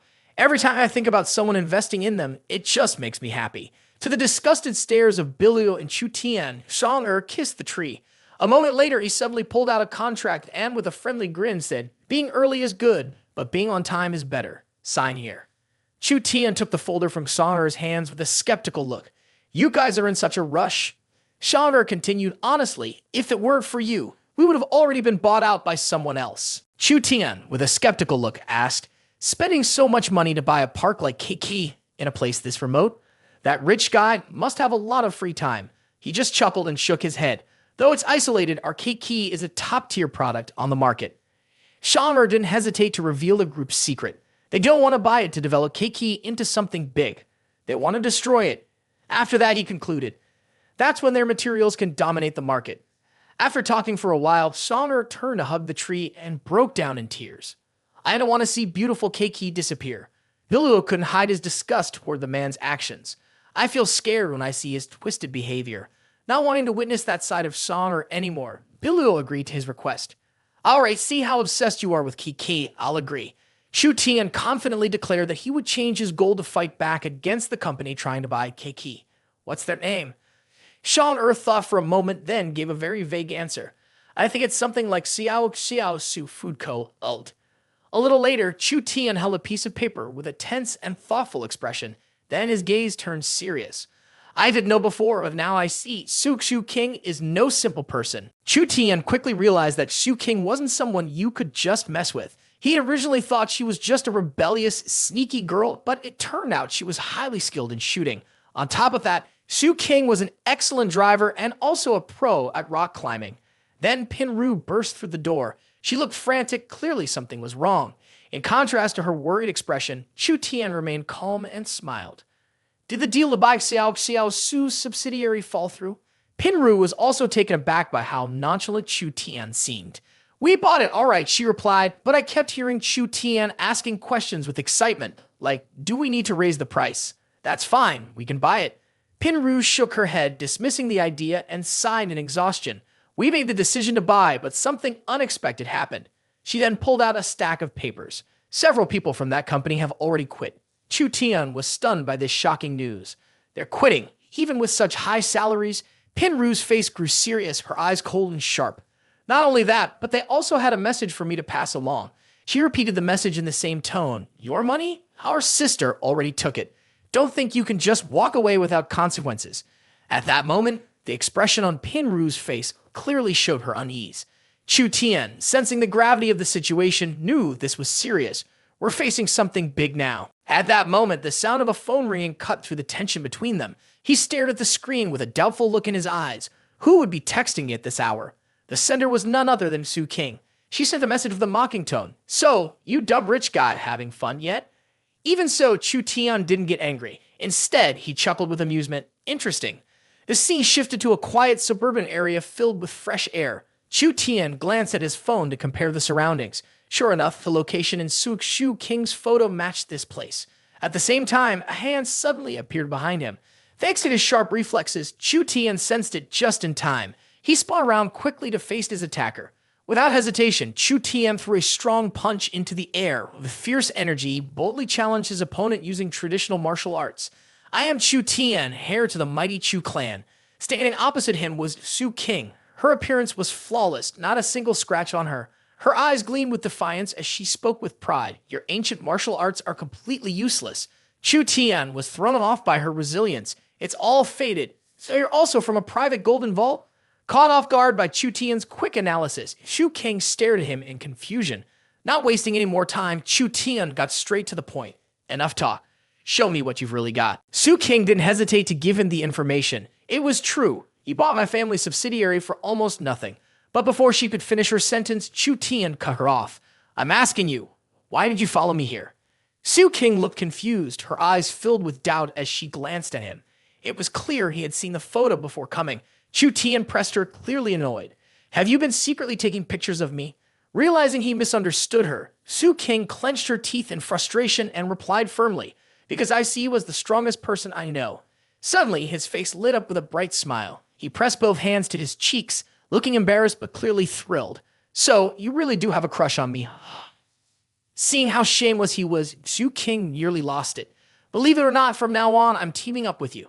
Still, she held back her anger and turned away sharply. Once everything was ready, the game began. Taking her chance, Chu King injected a shot into Chu Tian's neck. He collapsed to the ground, unconscious. She smiled smugly.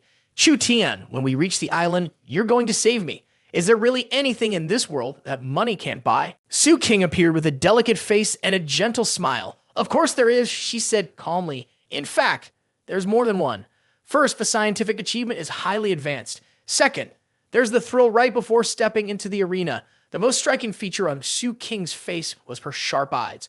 Her presence gave off a mysterious aura, and right now, something seemed to be a blend of both those qualities. She took out a map and pointed to a spot, Deadly Survival Island. There are no rules here. From the very start, it's an all-out brawl. The winner gets a mysterious scientific breakthrough that exists nowhere else in the world. Chu King made no attempt to hide her reason for aiming to win Deadly Survival Island this year. I've been watching you for a long time, Chu Tian. At first glance, he looked like he was sound asleep, even snoring loudly. Chu King's expression shifted to one of frustration, even helplessness. She shouted in anger, "Are you even listening to me?" Chu Tian slowly opened his eyes, looking exhausted. In a tired voice, he muttered, "Your sedative was too strong. I couldn't handle it." Then he gave a slight grin and tried to charm her. "Let's work together another time. I can be really useful." Chu King fought to keep her anger in check. Her voice turned commanding.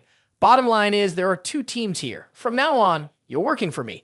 Chu Tian scratched his head, clearly confused. There are plenty of people to choose from, so why pick me? Chu King explained her reasoning. First, you know how to fight and act at the right moment. Second, you have money, so you can't be easily bought off. That means it'll definitely help me run faster around here. Right after that, the airplane door opened and wind rushed in from outside. Chu King, carrying a backpack, took the lead and stepped forward.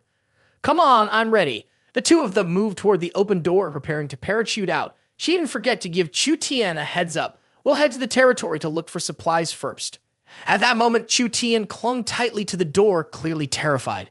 This is my first time on a plane. Chu King looked at him with disbelief. You expect me to believe that? With how much money you have? Without another word, she grabbed him by the collar and, without hesitation, pulled him out of the plane with her. They were now in free fall, plummeting rapidly through the air. Seeing the panic in his eyes, she gave him permission to speak. With a serious look on his face and deep concern in his eyes, he stared directly at Chu King. "I just realized something." Then, with sheer panic on his face, eyes wide and mouth open, he screamed, "Where's my parachute?" Despite his fear, she stayed completely calm. In fact, she found it a little funny. There's only one parachute for the group. Call me Master Chu King and I'll let you borrow it. Chu Tian went silent for a moment, clearly thinking hard. Then, with a snap of his fingers, it looked like he had figured something out. Sensing something off, Chu King turned to check and realized the parachute was gone. Chu Tian smiled smugly. His personal treasure pouch really came in handy. He pulled out an umbrella for himself. She looked at him in confusion. "Chu Tian, when did you steal that from me?" He happily pulled out a gold card. "We have money. Why call it stealing?" Then, without hesitation, Chu Tian slipped the card into Chu King's shirt and teased her. "It's a purchase. Go ahead and spend it." Chu King, overwhelmed with fear, couldn't keep her emotions in check. "Give me the umbrella quick. If you don't open it now, it'll be too late." Even in such a critical moment, Chu Tian seemed to be enjoying himself. "Call me Master Chu Tian and I'll lend it to you." Chu King's face turned bright red like a tomato. Meanwhile, Chu Tian floated effortlessly in the air, looking completely at ease. He taunted her with a playful grin. "You want me to be your master, huh?" Despite the danger, she stood her ground. "Chu Tian, even if I, Chu King, fall straight to the ground today, I still won't say it. Just then, Chu Tian's hand wrapped around her waist. Su King was stunned by his sudden rescue. As the two of them fell together, he looked at her with a mischievous smile and said, "I'm not that stingy." Chu Tian tightened the straps, pulled the parachute cord, and activated the emergency system. Instantly, the parachute popped open, slowing down the two figures who had been falling freely through the air. Su King looked away, too embarrassed to meet his eyes. She could tell he was worried about being held responsible. But besides the two of them, there were plenty of other teams also parachuting down. She glanced cautiously below. "This isn't good. We've already wasted too much time. Someone's definitely lying in wait." Chu Tian's face grew serious and focused. If that's true, then Su King was right all along. At that moment, two people were already waiting for them. One of them gripped his weapon tightly, clearly impatient. "Have they landed yet?" The one holding a crossbow asked. "Look, there they are, coming down now." Chu Tian's parachute drifted straight toward the ground. The two enemies, excited, rushed forward, ready to attack. "Watch this. I'll send them straight to the afterlife in a box." The man eagerly aimed his crossbow at the parachute. A moment later, the arrow shot straight at Su King and Chu Tian. After the hit, he let out a sinister laugh. "They'd God be rich. Let's grab their stuff first, then we'll talk." The man stepped closer and pulled back the parachute, only to stare in shock. "What? Just 2 sets of clothes?" He frantically looked around. Where did they go? He panicked and shouted to his partner, "Hurry up. We walked right into a trap." At that moment, a fist appeared behind them. With one swift punch, Chu Tian easily took down both villains. "You think you can take what's mine?" "You're not even close," he said cheerfully as he claimed his victory. Chu Tian patted down their bodies, puzzled. Aside from their weapons, they had nothing on them. He looked over at Su King, confused. "Xiao Shu, didn't you say these guys were all rich?" She hugged herself shyly. "Can you give me some clothes first?" After she got dressed, Su King stepped forward to explain. Only about 60% of the people who entered were wealthy. The rest were just poor bandits and outlaws doing bad things. If they win, they get a full pardon. Hearing that, Chu Tian was so disappointed he almost cried. He had hoped to grab some spare cash, but now there was nothing. Just then, a cold gust of air swept toward him. Su King's eyes widened in fear as she pointed behind him and shouted, "Watch out." A bullet flew straight at him at high speed. Chu Tian caught it effortlessly and said with a smirk, "You meant this." He couldn't help teasing her. "Looks like you care about me more than you let on, huh?" She turned her head, flustered. "If I hadn't said anything." Before she could finish, Chu Tian pointed toward a nearby building. "Look over there." Su King's eyes lit up and she quickly ran in that direction. "This time, I'll help you get familiar with martial arts from the ancient world." Witnessing her extraordinary abilities, Chu Tian felt a bit uneasy. He couldn't tell how many tricks she still had up her sleeve. Could he really surpass her? Moments later, 2 unconscious people appeared beside Su King. Chu Tian widened his eyes in disbelief. He could hardly believe what he was seeing. "I didn't even see it happen. How did she take them down so fast?" One of the men she had knocked out was secretly sending out a signal. A shockwave rippled through the sky. On the other side, Wu Mei received the message. A sleek grin curled at the corner of his lips. Su King and Chu Tian had fallen into his trap. With sharp eyes and a confident expression, Wu Mei ordered his men, "Move in, capture both of them." His team quickly closed in on Chu Tian and Su King. Chu Tian immediately sensed something was off. There were people behind the wall. Something wasn't right. At that moment, Su King moved closer to him. "We're surrounded. Get ready to fight back." Chu Tian looked at Su King in surprise. "You have clairvoyant eyes too?" Su King smiled confidently. "I'm way beyond that." Then, based on their instincts, they both pointed in the same direction. "They're coming from over there." For a brief moment, silence fell between them. Chu Tian could feel that something was definitely out of the ordinary. She also noticed something strange. Right after that, Su King jumped high into the air, quickly took them down, and said, she clenched her fist and a powerful energy burst from her palm. Su King shouted, "Manhwa technology, power unleashed." At that moment, Wu Mei appeared and grabbed her arm. Seeing her attack blocked so easily, Su King couldn't hide her shock. "No way," she thought to herself. Then he spoke up, "You didn't see that coming, did you?" Wu Mei smiled smugly and added mockingly, "Cousin, relying too much on tech won't get you far. With just one simple tool, I can completely disable your Namai weapons." Only then did she start to realize what was going on. No wonder she had misjudged the situation. Suddenly, Su King pulled out a gun and aimed it straight at Wu Mei.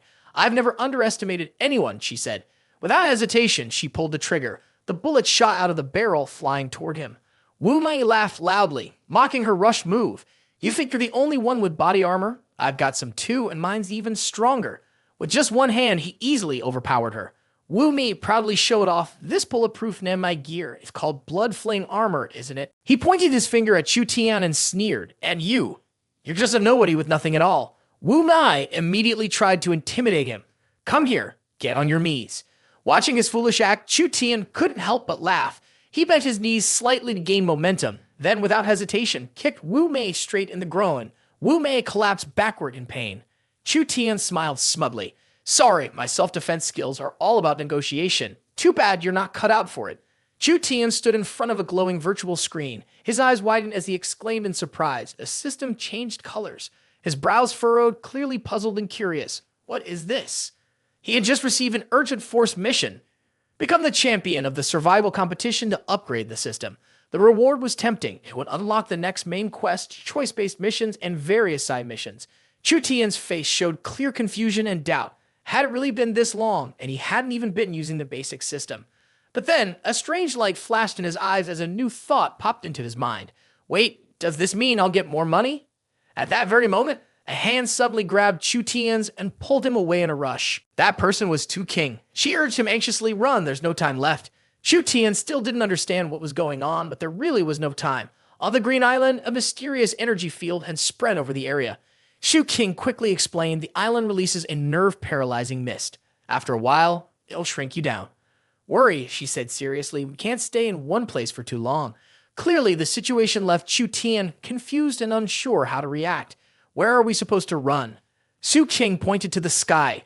"We'll follow that plane's direction." At that moment, supply crates began to drop from the aircraft one after another. Chu Tian's face lit up with excitement. He couldn't hide how thrilled he was. "I get it now. What's the point of airdrops if you don't fight to grab them?" Behind them, Wu Mei was trembling, but still spoke with a threatening tone. "Unlike you two, most of us have upgraded weapons. Hand over your heads." Hearing that, Chu King stepped forward and calmly reminded him, "Cousin, I think you've misunderstood something." She and Chu Tian stood in front of him, the corners of their mouths lifting into sly smiles. "Who said we were the ones handing over our heads?" At the same time, the man with the curly hair was hiding behind a stone pillar, watching the enemy. "Watch out! Someone's coming." A vehicle started rolling toward them. Sensing the perfect moment, he ordered his partner to set the fire. The man aimed directly at the pile of gasoline that had been set up and launched an attack on the fuel. The car was blown into the air by a massive explosion. It flipped over, leaving the people inside hanging upside down. The curly-haired man burst into excited laughter, standing guard at the only large bridge in the area. On top of that, the parachute drop was close by. This time they had it in the bag.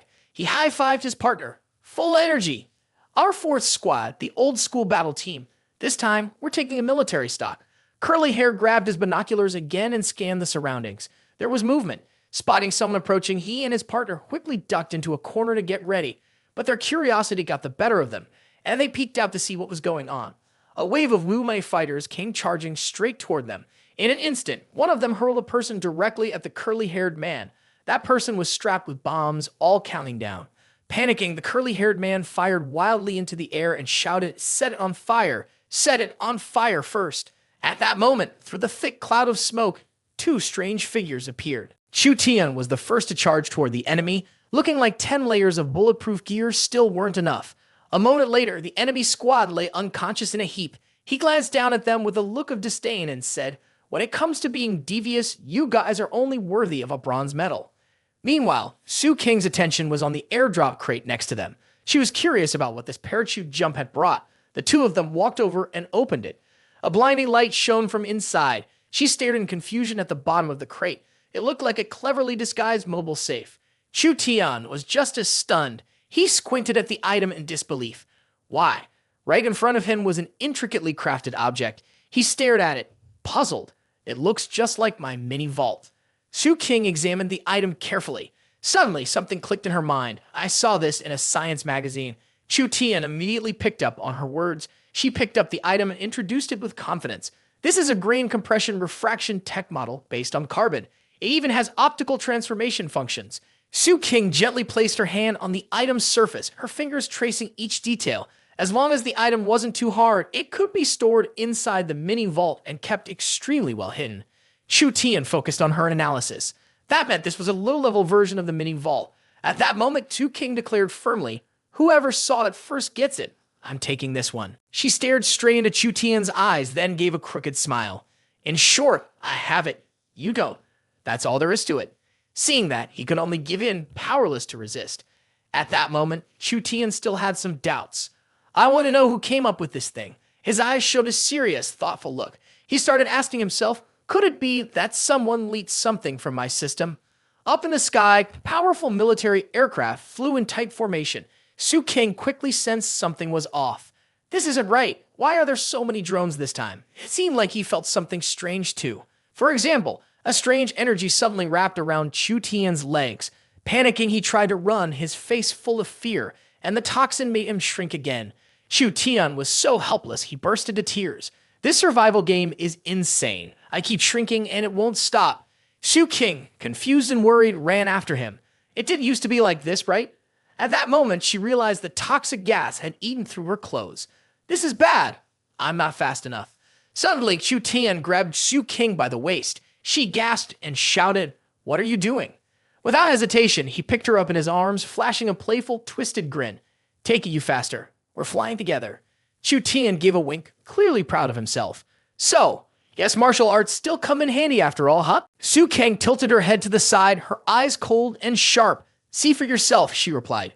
Chu Tian looked in the direction she pointed. A surge of energy was gathering around his backside. His eyes widened in shock as he shouted, "No way. The poison circle is catching up to us already. That was way too fast." He slammed on the brakes with his foot to stop. The sudden stop threw Su King out of his arms due to the momentum. Behind him, a thick cloud of toxic gas rolled in, crackling with lightning. Chu Tian's face turned red with anger, veins bulging. It felt like someone was messing with them on purpose. At that moment, a pair of pale greenish hands clapped slowly. A close-up revealed a face with piercing eyes staring straight at them. It was Bo Si, hiding behind a rock, clapping as if he truly admired Chu Tian's quick reflexes. Right after, Bo Si stepped out into the open and spoke with a sly smile. "Impressive. Chu Tian, you figured it out so quickly." Su King looked stunned when she saw him. "It's you," she said, watching as he slowly walked toward them, his smile twisted with malice. "That's right, it's me," he said, "and clearly you are the only one still clueless about what's really going on." Furious, Su King glared at him. Then she revealed his identity. He's Zhao Bo Si, the arms dealer who joined the tournament with us. She tried to hold back her anger and confronted him. "So, you were suspicious of me all along." Bo Si casually brushed past her, not even slowing down. He seemed amused as he approached Chu Tian. "I'm here for this man," he said, dismissing her completely. Chu Tian looked confused, unsure why Bo Si was coming after him. Wasting no time, he turned to Chu Tian and demanded, "Recently, a lot of money has been stolen from my account, was taken to the bank, used to hire chefs, spent on streamer rewards, given out as bribes for personal gain, and even used to buy a real estate company. All of it went to completely useless things." Bo Si pointed directly at Chu Tian's face and furtherly accused him by name. "Chu Tian, you're the one who stole it." Clenching his teeth in fury, Chu Tian snapped. "Where do you think the money in the system came from? Are you saying this guy was behind it from the start?" Zhao Bo Si came from one of the most prestigious scientific families in all of China. His ancestor was the first scholar of the Qing dynasty. His grandfather was a respected academic, and his father was also an intellectual. Bo Si was the fourth generation of scientists in the family, and people in academic circles even called him Asia's scholar Bo Si. He entered college at 13, earned his PhD at 15, and became a professor at just 22. Many of Bo Si's scientific inventions brought him an endless stream of wealth. No one knows exactly how much he's worth. By now, Su King had already lost all trust in Chu Tian. "Chu Tian, if you really did steal his money, then give it back." Chu Tian stubbornly shot back. "What? So what if I took it? I already spent it all. What, you think I can just cough it back up?" Bo Si was amused by how casually Chu Tian admitted it. "You really just owned up to it like that? I didn't expect that at all." Chu Tian stayed relaxed, showing no signs of worry. "I know exactly where every bit of the money went. What do I have to be afraid of?" But deep down, Chu Tian was filled with fear and panic. Oh no, what if he's the one who invented the system too? Bo Si didn't press Chu Tian any further. Getting the money back didn't matter. Such a small amount wasn't worth it. He had only come for one reason. Still, Bo Si was puzzled by one thing. How did you find my secret system and manage to steal the money? That question made Chu Tian suddenly realize something. Bo Si had no idea about his system. Seizing a moment, Chu Tian slowly stepped closer, trying to spark Bo Si's curiosity. "That's a secret, but if you really want to know." Hearing that, Bo Si's expression changed. His eyes turned sharp and serious. "I see now. I'll have to beat you, not just in programming, but in inventing in every academic field. I'll beat you at everything. Chu Tian, flustered and anxious, quickly tried to explain. I was just about to say it. If you want to know, just pay me. But Bosai didn't believe a word. Do you really think I'd fall for your lies? You're no different from those money-hungry people in the Su family. Suddenly, Su King found herself caught in the middle of their standoff. She backed away nervously, saying, I didn't come here just to be caught in the crossfire. You know? On Bosai's right wrist, he wore a watch. He tapped something on it, then broke into a triumphant laugh. There was a dangerous glint in Bosai's eyes. I've frozen my account. Money can't control us anymore. Chu Tian, let's settle this with real knowledge. His eyes narrowed slightly, a sign he was thinking deeply and staying on guard. Chu Tian carefully analyzed the situation. It seemed the money the system had given him before all came from Bosai. At the same time, the system started to glitch. Furious, Chu Tian vented his anger at it. This damn system, why does it always pin everything on one person? Without hesitating, Chu Tian dashed toward Bosai. Take this kick. Meanwhile, Bosai kept a calm face and smirked. You're pretty decisive. Your punch never had a chance of landing on Bosai. He mocked you, thinking you were too naive. As he slowly faded into thin air, he left you with a parting message. I'll be waiting for you in the finals. In the meantime, go have fun with my guides. The moment Bosai disappeared, a swarm of people rushed in, guns aimed at Chu Tian and Chu King. Bravely, Chu King stepped forward to attack first. I'll draw their fire. You go around back. But as soon as she turned around, he was already gone. She stood there, confused, watching him bolt away. Chu Tian had never run straight into the toxic zone like that before. Clutching his fear, he clenched his teeth and dashed straight through the poisonous mist. Seeing it, Chu King's eyes widened in shock. What is this? Chu Tian stood still in the thick fog, completely unharmed. After observing carefully, he figured it out. The poison zone was fake, just like Bosai. It was all an illusion. Chu Tian thought it through.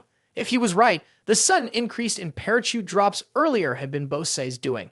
Suddenly, his expression changed. Chu Tian shouted out a warning. Chu King, watch out! There's something wrong with the mini vault. A strange glow suddenly burst from her pocket. It looked like it was trying to consume her whole body. He sprinted toward her in a panic, his face smeared with dust and scratched in places. Furious, Chu Tian yelled, Zhao Bosai, how dare you? Chu Tian held Chu King tightly, his heart aching. Her body was covered in wounds. Gritting his teeth in anger, he shouted, Is beating me really that important? You even dragged her into this and used fire bombs. He gently laid Chu King down on the ground. Even in the game, they had used a live human as an experiment, forcing Chu King to die. His eyes burned with determination, and a deadly aura radiated from him. The final match? Fine. So Chu King, I'll get revenge for you. With a fierce resolve, he dashed through the flames. A close-up showed Chu Tian's face twisted in deep fury. He sped forward on a motorcycle, sparks flying constantly from the rear. Moments later, Chu Tian reached Bosai's hideout. He stood right in the center and shouted, his voice echoing Zhao Bosai, come out and face your death. Hearing his call, Bosai stepped out calmly. In stark contrast to Chu Tian's fury, Bosai remained completely composed. No need to rush. Let's wait until everyone's here to begin. Chu Tian cut him off sharply. No need. I'm the only one left. A few minutes ago, I paid off your men. I bought this bike. Next, Chu Tian threatened the group by pointing a gun at them, quickly grabbed the money and said, take the damn cash. Then, standing proudly in the center, he announced with excitement, I'm handing out money. Now get out of here. Back in the present, Chu Tian looked smug and said, you think freezing my accounts means I'm broke? My company keeps the money flowing. Bosai, surprisingly, didn't get angry. Instead, he mocked him, saying, honestly, who doesn't have a few bills? If that's all you've got, you're not impressive. Then, staring hard at him, Bosai firmly declared, you'll never beat me. Right before the fight began, Chu Tian had a lingering question and asked, do you really care that much about winning? What do you even gain from beating me? Bosai screamed wildly, it's not just about beating you. I'm going after your men, your family, your friends, your classmates, your teachers. I won't spare anyone. Hearing that, Chu Tian clenched his claw and stepped toward Bosai. Bosai also quickly took a fighting stance, so it was finally happening. But then, out of nowhere, Chu Tian raised both hands in surrender and said, then I won't fight. Bosai was stunned by Chu Tian's unexpected move. He couldn't believe what he was seeing and asked, you're really giving up just like that? You think I'll just let you live? To fire up Chu Tian's fighting spirit, Bosai didn't hesitate to provoke him. Then there was Chu King. Just moments ago, he kept saying he'd avenge her. Now Chu Tian looked up at him and smiled mysteriously. The one to avenge Chu King, of course, would be Chu King herself. Bo Si was thrown off by Chu Tian's cryptic words. Suddenly, Su King appeared from above, staring at him coldly. Bo Si, die! Bo Si instantly lost his composure. No way. He had already killed Su King. How could this be? But before he could react, she slammed her hand down on his head. Bo Si collapsed, unconscious. Only then did she have a chance to check on Chu Tian. Chu Tian, I really want to know, when did you become such a legendary healer? Honestly, I think you're even better than when you first got here. He gave her a faint smile, thinking to himself that the system deserved more credit. Just a few minutes earlier, a notification had popped up on the game screen. The system had finished charging and could now grow even stronger. The more it charged, the stronger it would become. Life restoration confirmed. It listed all of TNT and Chu's assets, including her company, hair salon, education building, farm shares and other properties, corporate partnerships, and personal treasury, totaling more than 13.5 million yuan. Then, the system decided to mortgage Chu Tian's assets and replace them with 1.9 million. He pressed his lips together tightly, his face filled with pain. All those assets. This meant he was officially bankrupt. Still, Chu Tian tried to comfort himself. It's fine. If I'm not rich, then I won't buy anything. It's just money, right? Doesn't matter. He turned to tease Su King. Looks like you're the kind of girl who brings financial ruin. Her face flushed bright red with anger. Su King looked like she was about to pounce on Chu Tian. He quickly changed the subject. Let's talk about that later. We hadn't won yet. Just then, Bo Si stood up, his body twitching like a zombie. Chu Tian watched him closely. Zhao Bo Si was just a weapons researcher, nothing more. One side of his face was now covered in a metal shell, and his eyes glowed red. Chu Tian eyed him with caution. The final act has arrived. Chu Tian could easily see through his moves. Bo Si, I know you wouldn't show yourself in person. You're using a remote-controlled robot to fight. Bo Si burst out laughing with delight. I knew it. With your sharp eyes and quick thinking, you were bound to figure it out. Caught off guard by the compliment, he looked a little embarrassed. I just used my clairvoyance a little, that's all. But Bo Si's mood changed instantly. So what if you figured it out? He clenched his fist, made of iron, and slammed it hard into the tree next to him. Go ahead and conquer me with your money and your advanced technology. Watching Bo Si lose control like that, Chu Tian looked at him with disdain. Clearly, he still didn't understand what it meant to truly enjoy spending money. Want me to teach you? He asked. Bo Si, proud as ever, immediately rejected the idea. I'm worth billions. You think I need you to teach me how to spend money? Ridiculous. Chu Tian just crooked his finger at him, taunting him. Bo Si had already lost. Then Chu Tian said something vague. He looked up at the sky. Bo Si froze for a moment, confused, feeling like he was being played. In rage, he lunged at Chu Tian, trying to act all mysterious. Suddenly, Chu Tian pointed to the sky and shouted, now. As soon as he said it, Bo Si's body stopped moving, completely frozen. Thinking back, Chu Tian handed Su King a golden card earlier. This is the last card I've got. I need you to help me buy something. She quickly dialed a number. What? That's not much money. They'll only buy 1 minute. Sitting beside her, Chu Tian gave a signal. I'll extend the time in 30 minutes. At that moment, thousands of miles away from Earth, a massive satellite appeared. Chu Tian beamed with excitement. The robot linked to the satellite's control system must be receiving the signal. That's why I bought it, without full control, for 1 minute. At that moment, Bo Si was still trying to move toward Chu Tian, gritting his teeth in anger. You see, Chu Tian continued to provoke Bo Si. Spending money is a high-level science. How about I use money to take your life? This move is called nerve collapse. Right after he said that, one of Bo Si's eyes suddenly exploded with a puff of white smoke. His whole body tumbled off the cliff. Seeing this, Chu Tian couldn't help but feel a bit smug. A moment of overwhelming advantage. Meanwhile, the real Bo Si slammed the table in anger. Chu Tian sat quietly behind the screen, watching every move Chu Tian made. Then Bo Si gave a sly smile. Interesting. Looks like you're destined to be Zhao Bo Si's lifelong enemy.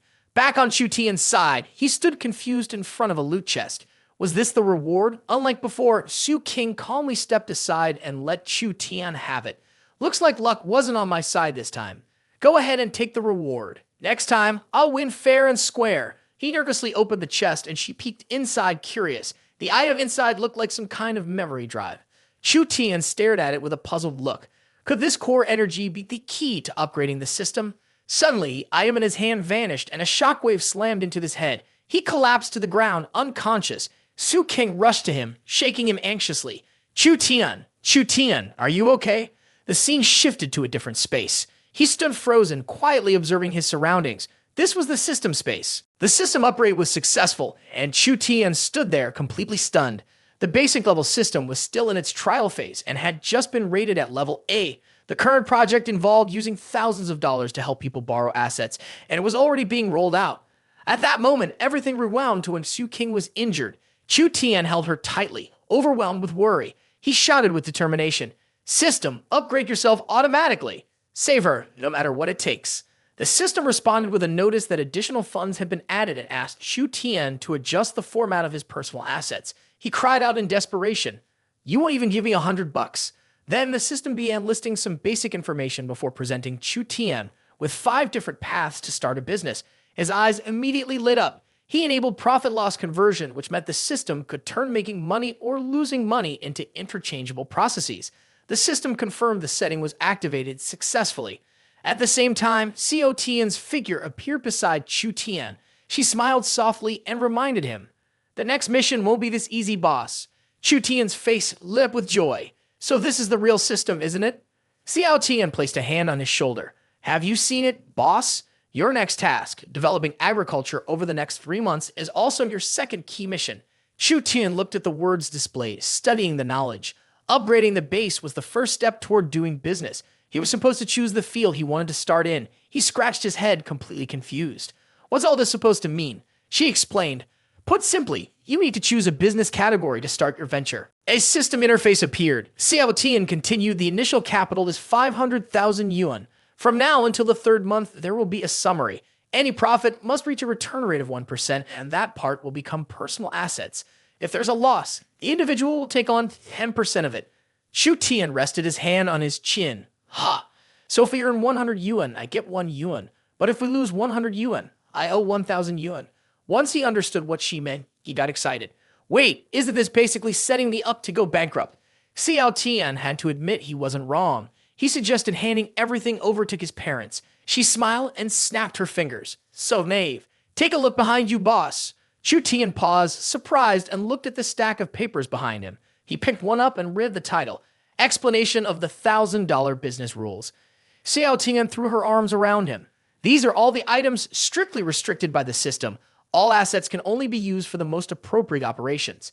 He pointed to the system panel. "The system's assets are only 500,000 yuan. I used to have way more money than that. Where did it all go?" She explained, "To keep others from finding out, everything has been locked. We can only divide and release it after the summary is complete." Chu Tian stood with his hands on his hips, complaining, "But I don't even have a single cent of spending money." Co Tian pulled out a stack of cash and handed it to him. This was part of a dream he had when he first got the system. It gave him 200 yuan. Maybe she hadn't gotten enough rest because she looked sleepy. After introducing herself, Co Tian left for another place. At that moment, Chu Tian could only cry out, "It's all gone. I would have been better off not upgrading the system. Can I go back to a lower level instead?" Suddenly, something felt off. Chu Tian suddenly remembered he had a company, but when he rushed over to check on it, he was shocked by what he saw. He looked around and couldn't find his office anywhere. Frustrated, he shouted, "Where's my company?" Duomei explained, "Yesterday the company was forcibly acquired. I heard it was taken over by a company called Bosai." He immediately pulled out his phone to look up his company, but no matter what he searched, nothing showed up. Billu started to lose her cool. "Don't hold me back. I need to find that guy," he reported, "all of us." But right then, Chu Tian realized there was no point in getting angry. Suddenly, a new idea popped into his head. "I can totally use the system's money to start a brand new company. After that, I made that Bosai guy lose money out of his own pocket. If he lost 500,000, the final tally would show 5 million gone. He's basically my lucky star. I had a company before, sure, but I didn't personally own much." Chu Tian started drawing everyone's attention. He spoke up, "Our Tian Chu Company. No, the new Tian Chu Company needs to make some big changes in how we operate. Even though the company doesn't exist anymore, we can still make use of our previous assets."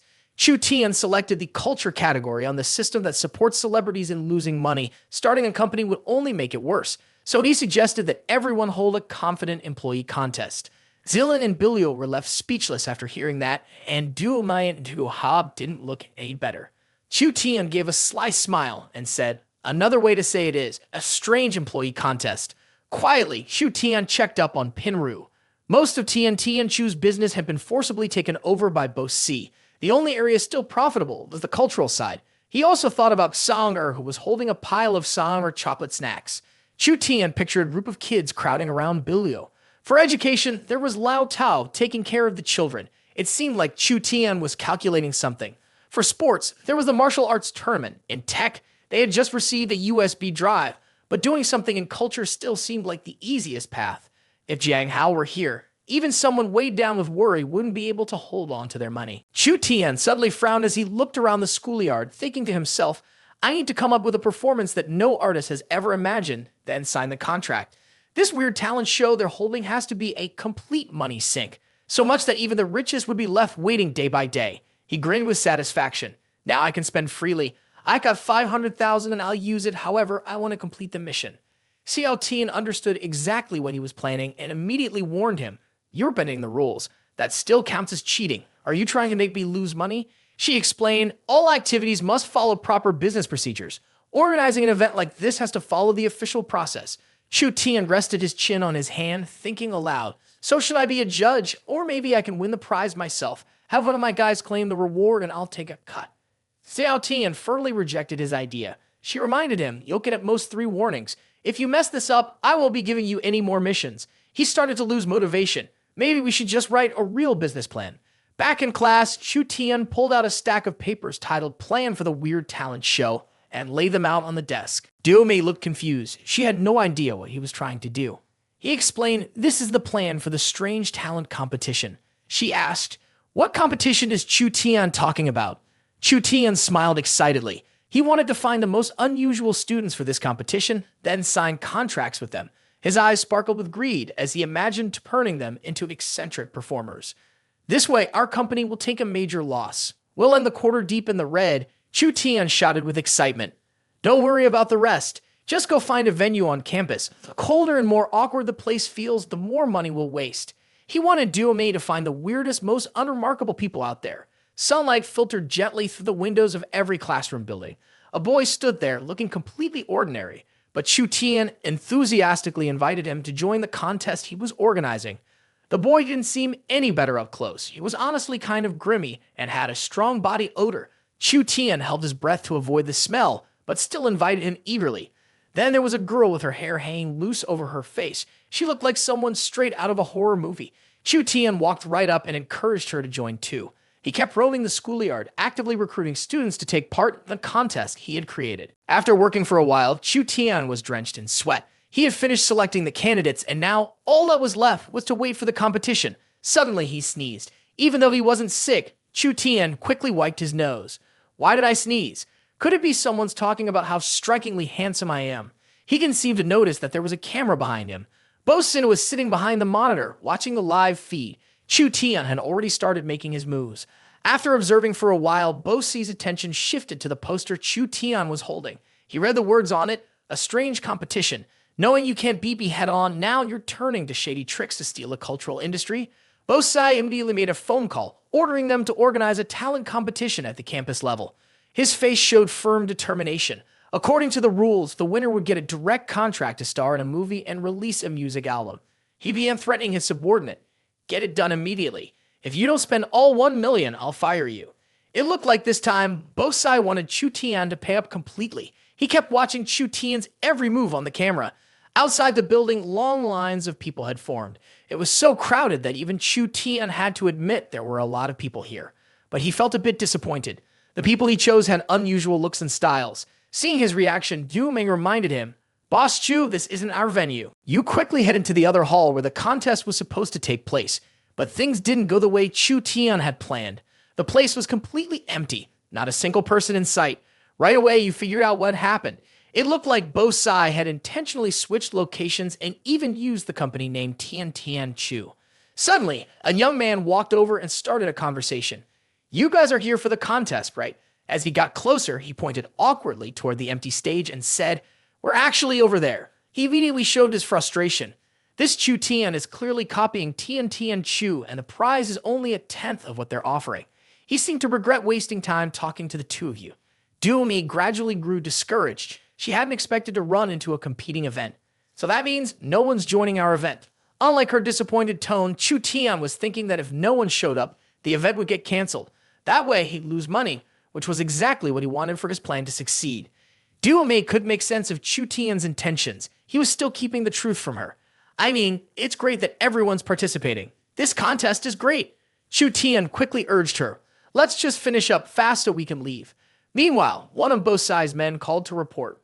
Boss, Chu Tian doesn't seem to be reacting at all. When he saw that you didn't react at all, he immediately guessed that Chu Tian must have someone powerful backing him up.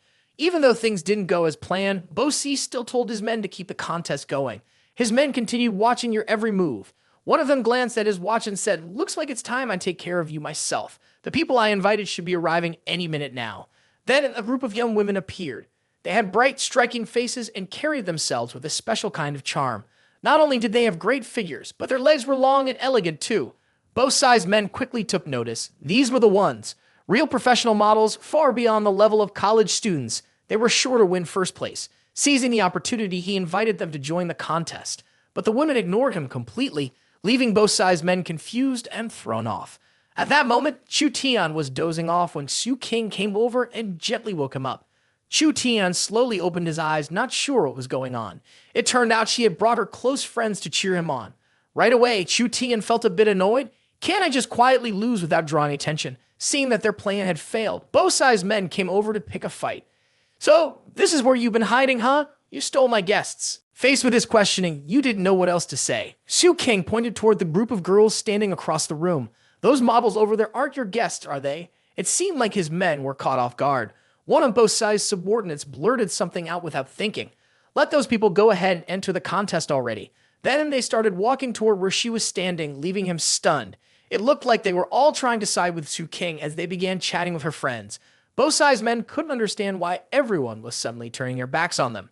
Su King smiled and said, money, beauty, and connections. Rich girls are like candy to models. She winked confidently, clearly enjoying the moment. Looks like we've already got over 20 people signed up. Chu Tian didn't really need Su King's help in the first place, so he wasn't thrilled about what she did. As for the other guy, Su King had just messed up his plans, so he wasn't doing much better. Then, a young man suddenly noticed Nai Fei. His friend got excited right away. My computer's filled with realistic art of her. This is the first time I've seen her in person. The guy rushed over to sign up for a photo with her, and his friend quickly followed behind. When the crowd registering on the other side saw what was happening, they rushed over to sign up for Chu Tian's competition. In an instant, the other side became strangely empty. Chu Tian felt helpless. So many people were joining now that there would definitely be businesses lining up to collaborate. Both sides' subordinates kept herding people back, saying the weird contest has hardly any prizes. Go sign up for the talent competition instead. Chu Tian also encouraged everyone, go ahead and join the talent competition. It seemed like the guy didn't really understand what Chu Tian was trying to do. Both sides people thought Chu Tian was mocking them, so one of them snapped and yelled at him. When persuasion didn't work, one of both sides' subordinates made an announcement. Everyone who signs up for the talent competition gets 50 yuan in cash. As soon as people heard that, many were tempted to switch over and register for the talent show. That gave Chu Tian a bold idea. He announced to sign up for the weird competition, each person must pay a 100 yuan entry fee. A young man in the crowd felt this was unfair and accused Chu Tian of trying to make money off people. Chu Tian pointed straight at both sides' men and said flatly, if you don't like it, go sign up over there. Thinking no one else would register after that, Chu Tian quietly felt a wave of joy. But someone still wanted to sign up, which really surprised him. All the guys crowded around Nai Fei, hoping to take a picture with her. Su King held a poster that read, sign up for this strange contest for a chance to take a photo with a celebrity, determined to help Chu Tian as a way to repay a favor. The discomfort on his face was obvious. With no other choice, Chu Tian scolded her, you were just using them. She asked if the models had agreed. Nai Fei and another model immediately came over and gave him a big hug, saying they had agreed, but deep down they only wanted to flatter Su King because she was a rich second generation. One guy rushed to sign up just to get a photo with the models. Another thought it wasn't worth paying 100 yuan just for one picture. So he came up with a plan. Enter the talent contest for 50 yuan first, then pay another 50 yuan for a photo. Got it? Hearing that, the guy immediately ran over to register. Both sides' underling was shaking with anger, then suddenly broke down like a child, crying, you're all bullying me. Chu Tian's face turned pale when he saw what was happening. After a while, the sky began to darken. Duomei packed up her things. More than 2,000 people had registered today. At this rate, after 3 days of sign-ups, it would reach 600,000. He quietly cried to himself. The competition hadn't even started, and they had already made a profit of 100,000. but with a conversion rate, they would only get 1,000.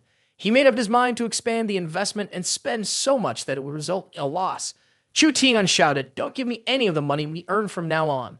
Then he said to spend it all immediately. She broke into a cold sweat. At this point, they were already nearing 1,000,000. He quickly came up with a plan: have every participant buy a pair of basketball shoes for tomorrow and give them a free deluxe meal. In short, Chu Tian wanted Du Mei to spend every last cent. Meanwhile, Mr. Lai was standing at the podium, teaching his students. Suddenly, the head teacher walked in through the classroom door. He entered with a tense look on his face. When Mr. Lai saw him, he greeted him politely. The head teacher asked, "Is Chu Tian in your class?" Mr. Lai, standing with his arms crossed at the podium, called for Chu Tian to stand up in front of the class. But Chu Tian was still fast asleep. Mr. Lai walked over to his desk and slammed his hand down on it. Mr. Lai told Chu Tian to get up quickly. Things had already gone this far, yet Chu Tian still looked half asleep. Furious, Mr. Lai shouted, "So you're Chu Tian, the one who sleeps through all my classes and never shows up on time. No wonder you're completely out of it. You just woke up." He pulled out a pen and marked Chu Tian's name in a file. "Just wait until the end of the semester. Your grade's going to be on the line." But the homeroom teacher gently grabbed Mr. Lai's arm, trying to calm him down. His expression was much more relaxed than before. Chu Tian organized a school competition and even invested in fixing up our schoolyard. That's something to be praised. Chu Tian stood there confused, having no idea what the homeroom teacher was talking about. The teacher placed a hand on his shoulder. "I guess important people like you tend to forget things. Didn't you donate 600,000 yuan yesterday for the school's park renovation project?" Only then did it click. Chu Tian remembered the paper he had signed the day before. That was the proposal for the project. The homeroom teacher invited him to come over and discuss the renovation plans in more detail. When Mr. Lai brought up Chu Tian's poor attendance again, the homeroom teacher immediately snapped. "A student who cares this much about our school's architecture, how could his academic performance not be good?" He insisted Mr. Lai give Chu Tian a high grade. Mr. Lai thought the homeroom teacher was being very pragmatic. Coincidentally, Chu Tian felt the exact same way. Chu Tian asked, "Is there something wrong with the proposal?" The teacher began to sweat. "This schoolyard renovation is a big deal to the higher-ups. They want top quality. That's why I'll personally take charge of your donation and oversee the construction team to make sure they do an excellent job." You quickly realized what the supervisor was trying to do. He wanted to embezzle some money, spend a little for show, and turn the project into a cash grab. He was planning to pocket the money himself first. Chu Tian clenched his teeth and cursed silently. "What? Does he think my money fell from the sky or blew in with the wind?" But at that moment, he finally calmed down and started thinking more carefully about what he had done. Chu Tian could let the supervisor spend money as needed, but there was no way he was going to let him embezzle a single yuan from the funds he had raised. Chu Tian smiled and said, "Thanks for your concern, sir. I've actually had the renovation plan ready for a while. I just hadn't written it down yet." The supervisor disagreed. "That won't do. I've already made all the arrangements, so the money has to be spent accordingly." Before the supervisor could finish speaking, Chu Tian swung the door open and shouted, "The supervisor just said that the campus renovation will start now. Everyone is welcome to volunteer for 3 days of public service. Each participant will receive 5,000 yuan. The moment Chu Tian mentioned the reward, the room erupted with excitement. Every student in the class wanted to be part of the project. He stood there directing everything and said they should be quick to thank the supervisor for the opportunity. In unison, they all expressed their gratitude. The supervisor placed a hand on Chu Tian's shoulder. "Since you've gone around me like this, I'll have to limit your ability to organize future contests." When Chu Tian heard that, he was overjoyed and thanked the supervisor repeatedly. Everyone was completely confused by Chu Tian's actions. On the day of the competition, banners were hanging everywhere. Seeing how much effort had gone into the event he had organized, Chu Tian finally felt like the 600,000 yuan he spent was worth it. Du Mei was nervous and the situation didn't look good. Du Hao felt the same way. Although the venue was beautifully decorated, 2 people were hiding behind some bushes in the distance, peeking inside. At another spot, 3 girls were secretly watching from behind a wall. It turned out the head instructor had threatened everyone. If they participated in the competition, they'd get points deducted. Chu Tian's face lit up with joy. The head instructor made me lose money, but at least now there's hope again. "You asked them to start the competition," Du Mei said, sweating nervously. She explained why the competition couldn't go on. There was no one there. But Chu Tian was delighted. He saw it as a good sign. Then head instructor Xu suddenly walked in and sat down in a judge's seat. Du Mei and Du Hao were stunned when he gave a condition. "If you want to make up for your mistake, help the school rebuild the soccer field. If you do that, I'll go easy on you and allow the students to take part." If not, forget about anyone performing. Just then, Jiang Hao unexpectedly walked in and asked, "Is this where the performance is?" Both of them were shocked to see him there. So it turns out Jiang Hao showed up to cheer for Chu Tian. The spotlight on stage was shining directly on him. Jiang Hao began to show off his singing skills. Not only that, but his feet were tapping along with the rhythm of the song. The crowd below looked up at the stage, shouting his name. Chu Tian felt a wave of regret in his heart, and his expression turned extremely sour. After the performance, Jiang Hao wiped the sweat from his forehead and said, "Sorry, Boss Chu. I've already found my purpose in life, becoming a multi-talented idol." The supervisor immediately warned him that participating in the contest would cost him points. But Jiang Hao just smiled brightly and replied, "I've already taken a leave from all my classes. I don't even have any grades left to deduct." The two people nearby were left speechless by his response. Suddenly, a hand grabbed Jiang Hao's shoulder. One of both sides' subordinates was clearly irritated. "You're an artist under Tian Chu Entertainment. Have you really thought for the consequences of what you're doing?" Seeing their idol being threatened, the female fans turned to glare at the guy with icy eyes. Jiang Hao calmly replied, "Even if this counts as breaking my contract, I can't turn my back on the person who helped me. I just want to follow Boss Chu." Chu Tian thought to himself, "Jiang Hao's pretty popular right now. If he follows me, we can make a lot of money. But if this goes wrong, I'll be in big trouble." Then, out of nowhere, Jiang Hao said he couldn't sign a contract with him. Chu Tian was a little surprised. Jiang Hao had been circling around the issue this whole time without getting to the point. Even though both sides' men had taken a serious beating, they were still talking back defiantly. 2 million in compensation. If you dare to sign a contract with him, you'll be the one paying for it. So that was it. He didn't want Chu Tian to take a loss, which was why he refused to sign the deal. As both sides started arguing loudly, Chu Tian slammed his hand on the table. He shouted to get everyone's attention and quiet the room. "A talent like him, and you're only asking for 2 million. It should be at least 4 million. Hurry up and get the contract ready."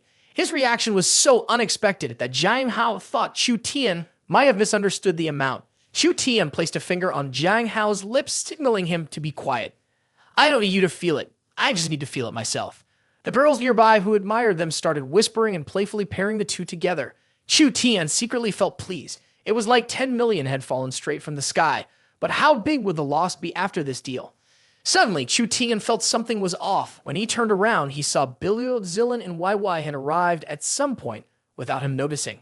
His heart started to race, and his face darkened with worry. "This isn't good. Someone's trying to set me up. I need to check the money." They all looked at Chu Tian with cheerful faces. The department head glanced at him and said, "Is it someone you brought again?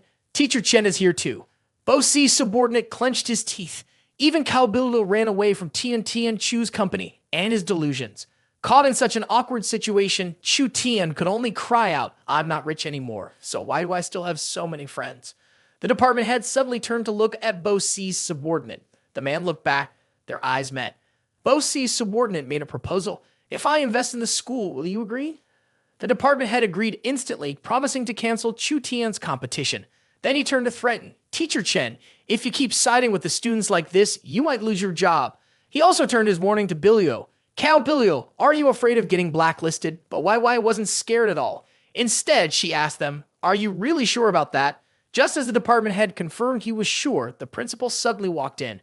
Caught off guard, the department head quickly bowed his head to greet him, looking terrified. The principal shook Chu Tian's hand. "Such talent at a young age. If the Department of Education hadn't said something, I would have missed out on such a great event." Chu Tian was genuinely surprised to learn that the Department of Education cared about his competition. YY smiled proudly. "I already told my dad, you have to expand your market efforts and take the lead." Chu Tian covered his face with his hand. "I figured it out. Your dad must have told the Department of Education to officially recognize this competition as a city-level cultural program." The principal then shook Zilin's hand. Her student was now leading one of the city's key cultural events. "This year, I'll nominate you for the Outstanding Teacher Award." Next, he turned to shake hands with one of Bo Si's staff. "Send the celebrity Cao Bilio to help out. The public will definitely appreciate it." The man replied that Bilio had already joined the competition, though she looked pale and worn out. The principal laughed cheerfully. "Excellent. Let's treat Tian Chu's competition as if it were his own company. Shows real initiative." Suddenly, he had the idea to merge the two competitions into one. While the principal laughed and joked, the two people standing nearby didn't seem very happy. He turned around and walked off. "I got something else to take care of. Director, don't let the organization down." After the principal left, the director collapsed at his knees. Everyone else moved on. Now there were no more obstacles. The fireworks for the opening ceremony exploded in the sky. The competition had officially begun. The singers who had been hired earlier took the stage and began their performances. Aside from the performing music groups, the event also hired solo singers to perform individual songs. Even though Chu Tian was surrounded by models watching the concert with him, he didn't feel happy at all. After a while, Dumi walked over and asked, "Where's Chu Tian?" That's when they realized he had slipped away without anyone noticing. At that moment, Xiao Tian was standing and talking to Chu Tian. The event had ended, and it was time to confirm the final report. Right, she frowned. Although many unexpected things had happened, there was definitely no profit. They needed to wrap things up quickly to avoid any more surprises. She announced the business event is over. The task is complete. The contract compensation amount is 10 million. Chu Tian got excited. This time he was sure he had lost 10 million. There was no way he could have made a billion. Xiao Tian read the final results and confirmed a profit of 3,000 yuan. Based on the personal asset conversion rate, that meant 300 yuan. After hearing her report, Chu Tian stopped her, surprised because the results didn't match his expectations. He shouted in frustration since even he didn't know who had transferred money into his account. It turned out that Duo Hao had just signed a major contract, which explained the sudden funds in Chu Tian's account. Not long before that, at the headquarters of Chu's sports shoe distribution agency, an employee reported, "Boss, we just received a strange order." The supervisor asked, "What's strange about it?" He pulled out a long stack of receipts, thousands of pairs of shoes, all the latest models. Curious, he asked, "Is something going on at that university?" The staff had picked up some information and answered, "They're hosting a talent competition." The boss quickly made a guess. "The organizers are giving out shiny new shoes to the students." He went on, "And it's a pretty unusual competition too. The goal is to find someone special, a young student who stays true to themselves and never gives up." Still, he didn't quite understand what the staff meant, so the staff explained the values of this competition align perfectly with our company's slogan. Only then did the boss get it. "All right, give them the shoes for free. Consider it support and good publicity. It'll help us break into the youth market." The staff immediately got to work. Since it was a city-level key project, the school was sure to support it. As soon as the words city-level key project were mentioned, he stood up. The boss then pulled out a stack of sponsorship contracts. Not only were the shoes free, but they also transferred 2 million yuan directly to the organizers. But during the business lunch to discuss the details, Chu Tian didn't look happy at all. The atmosphere suddenly turned strangely quiet. Maybe the boss had realized it too, so he spoke up. "Welcome, Boss Chu. Truly, a young entrepreneur. Cheers to you." Chu took the whole bottle and drank straight from it. "Not at all.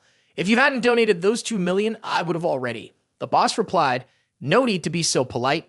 Even without that 2 million, Boss Chu, you could have still organized something great." Although Chu Tian tried to keep a cheerful face, deep down he was cursing. "If it weren't for your 2 million, I'd already be a millionaire by now." But then he realized this might actually be a good opportunity.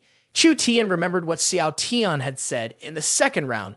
Participants had to choose a different type of project.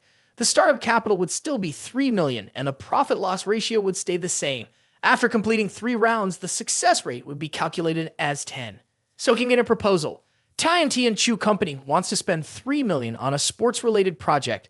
Would you be interested? The boss thought for a moment. A college student managing to pull off a city-level project. If this kid didn't have someone powerful backing him, I wouldn't believe it. Let's see what kind of connections you got behind you to make this happen. Chu Tian had his own thoughts too. Let me take one of your products, those unsellable shoes, and see what I can do with them. And just like that, the two of them happily shook hands and started working together. Chu rushed off to meet with Du Mei to discuss the plan. Next, Tian Chu Company would be partnering with me to develop a new line of shoes. This was the draft. She looked over the information on the draft and seemed confused. "Are you sure you really want to make this kind of shoe?" Chu Tian admitted, "You're right. I have to make a global product." The sports slippers were designed for basketball. He pointed to the draft of the slipper sole, which had a black section and an additional layer of air pressure reducing material. The sports feature would extend its durability. The sole was made from buffalo leather and the top was covered with a layer of black glass. The straps were tight and the heel was designed with 2 fallen wings, which set it apart from the angel wings on other products in the market, giving it a unique, bold character. Then Chu Tian shouted out a sky-high price. The retail price will be 1,888 yuan per pair, and there will be no discounts.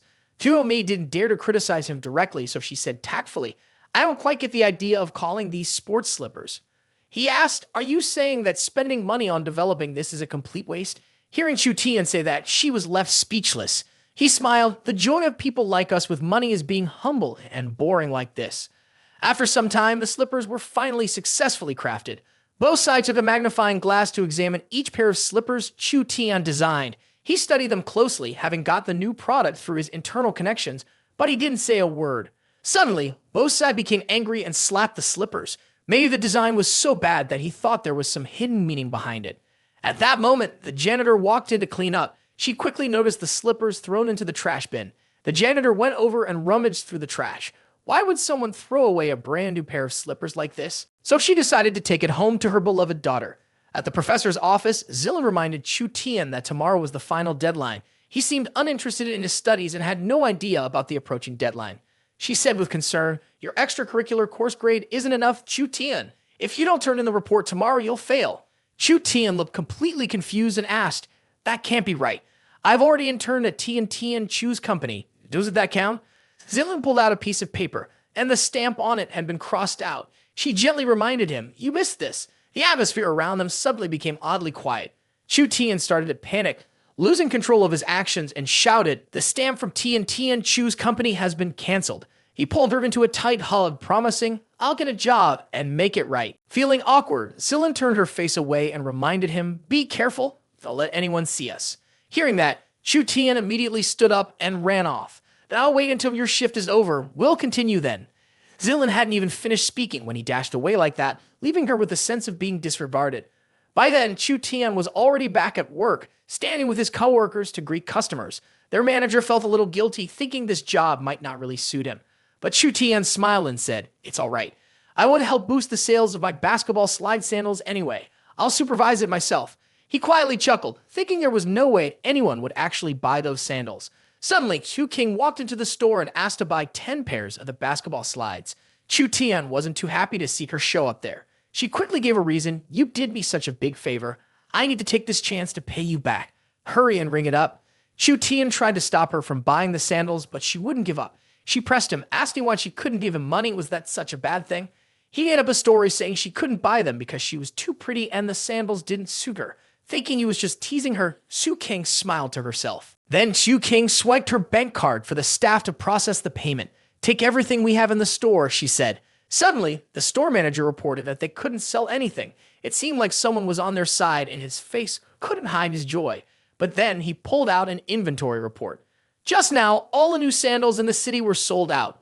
Both of them were confused. After hearing what the store manager said, Chu Tian, looking surprised, asked again, "They're all sold out? Not even one pair left?" The employee smiled brightly and replied, "Boss Chu, I'm as happy as you are." Hearing this, Chu Tian couldn't help but laugh and say, "I'm so happy I could cry. Who did this? Take me to find them now." With that, Chu Tian pulled the employee along and rushed out. At that moment, Chu King appeared out of nowhere to stop them. No need to search. Just now, a search became the hottest topic on social media. You should see for yourself. Chu Tian immediately leaned in to look at the phone screen she was holding out. Just a few moments ago, a woman had quietly stood in front of the door of an old rundown apartment. A cute little girl running and shouting said, "Mom's back. I was very good today." The woman smiled brightly and patted the girl on the head. "I know. My little angel is always the best." "Look at this. I brought you a gift," the woman said, then took the item out of her bag and held it out in front of her. The little girl was overjoyed when she saw it and shouted, "Are these the magical slippers?" She happily put on the slippers, skipping and jumping down the street while singing, "These slippers are so great. They're even more comfortable than Mom's sneakers." Suddenly, the little girl noticed something. Her tiny feet stopped in the middle of the street. She bent down and said to the beggar in front of her, "You don't have any shoes? You can wear mine." The video on her phone finished playing and Chu King explained the situation. The scene was later picked up by the media. After an investigation, the background of the little girl was revealed. She quickly became famous. Everyone wanted to buy her a pair of shoes. The slippers became known as the Angel's Shoes, with some people even believing that the little girl had designed them herself. Upon hearing the story, Chu Tian started crying. Such a sweet, kind-hearted girl. How could I possibly blame her for helping me make money? But how did the slippers end up with the janitor? Meanwhile, both sides sneezed in wonder. Why do I always feel like someone's messing with me? Chu Tian then decided to look into the slippers, its materials, marketing stores, and retailers. The production cost was about 1,500 yuan, totaling 3 million yuan.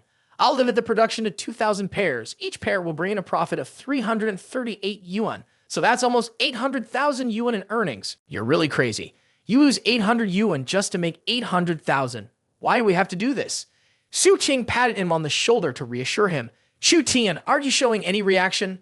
He was exhausted, his face full of frustration and confusion as he asked, why would we do that? She seriously showed him a picture. Of course, we're helping the little girl. This could also help promote Tian Chu's company, right? Hearing that, he perked up as if he had just discovered the secret to making money. He cheered. You're right.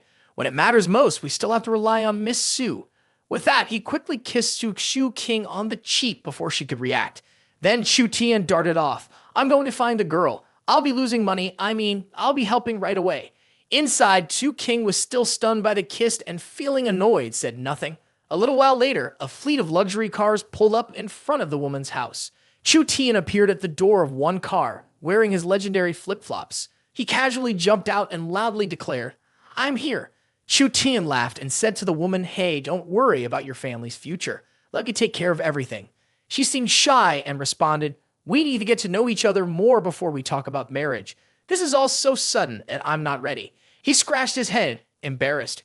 What I meant was the Chu Tian company wants to support you and your daughter with living expenses and tuition. The people around them were incredibly jealous. It seemed like their family had finally escaped poverty and they couldn't help but wonder what they would ever get the chance to do the same.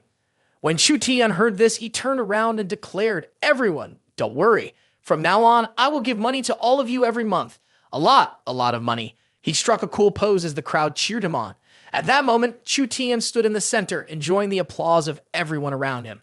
Suddenly, a man from the crowd shouted loudly, Xiao Tian, is that you? Xiao Tian. Surprised by the appearance of this person, Chu Tian asked, are you Uncle Wang? The man smiled and said, you really are Xiao Tian. You still remember this old man, Uncle Wang. Chu Tian happily shouted, how could I forget? You used to take me out to play games all the time. When you moved away, I had nowhere to play anymore. Uncle Wang sighed and said, I can't believe it. In the blink of an eye, you become the owner of a big business now. Chu Tian straightened up and put his hands in his pockets. You're right. My goal is to help society so that no one has to suffer anymore. I promise, as long as everyone stays here, you'll get money every month. A worker who was standing not too far away noticed the commotion and looked over. He quickly called his boss, saying, Boss, something big has happened. This land could have been cleared out, but now someone is bringing money and everyone is staying here. Looks like without cutting corners, we won't be able to succeed. His boss was Bose. Upon hearing this, he slammed the table in anger and asked, what did you say? The man quickly replied, who's giving out the money? Who's stopping me from getting into the real estate business? Once he got the answer, he angrily slammed the phone down. It's Chu Tian again. Why is it always him? Zhao Bosai tried to calm himself, telling himself he needed to think carefully about the situation. He first ruled out the possibility that someone as smart as Chu Tian would waste money like this. He can't be wrong. There are only two options left. The first is that Chu Tian has figured out Bosai's plan. He held his head and thought, the cameras in the school are watching him. He's not deliberately trying to go against me, so that's out. After a while, Bose came to a conclusion. I get it now. There's only one possibility left. My company has a spy. Then he grabbed his walkie-talkie and started taking action. All staff, listen up. Everyone is under lockdown. If you want someone to blame, blame Chu Tian. He then grabbed a stack of bank cards and said, Chu Tian, you better forget about stopping my plan. It's just a little more money, that's all. At that moment, Chu Tian, deep in thought, suddenly sneezed. The staff member from earlier quickly ran over and handed the phone to him. Boss Chu, our boss wants to speak with you. He took the phone, held it to his ear, and casually asked, who is this? Bosai angrily shouted on the other end, you want to interfere with my property deals? You'll regret this. Then the staff member grabbed the phone back and hurriedly walked away. Chu Tian was still confused, wondering to himself, who was that anyway? Just then, his phone vibrated with a call from his father. As soon as he picked up, his father cheerfully said, hey, son, good news. We need to move. I found a 50 square meter place. It's 20,000 yuan per square meter, so that's already 1 million yuan. Chu Tian, feeling a bit helpless, didn't respond. His father continued to excitedly boast, we'll be millionaires soon. He put his hand on his forehead, tiredly thinking, great, I was trying to keep my parents from worrying about the source of the money I have. Now I haven't told them anything. After a moment, Chu Tian thought, couldn't that mysterious call have something to do with the move? He decided to ask, Dad, did you sign the contract? His father proudly responded, "Of course. Something this good. I signed it already. I heard the money will be transferred right away." Chu Tian clenched his teeth in anger. This was bad. He'd fallen right into their trap. He'd been tricked. Cut to the house. Chu Tian rushed through the door and called out loudly for his dad. "Xiao Tian, you're just in time. Come help me pack." Chu Tian's face looked tense. He forced a smile and asked, trying to make sure he'd heard right, "Dad, what's going on?" His father laughed heartily. "We've suddenly come into a lot of money. Of course, we're going on vacation." Chu Tian quickly tried to stop him. The money hadn't actually arrived yet, but his dad just smiled and pointed at the contract in his hand. "It'll be here soon. They said they'd come collect the house within a week." Chu Tian sighed and thought to himself, Dad worked so hard his whole life, and now he's been tricked into giving away our home. His dad patted him on the shoulder, clearly in high spirits. "Xiao Tian, we struggled for so long. Things are finally looking up."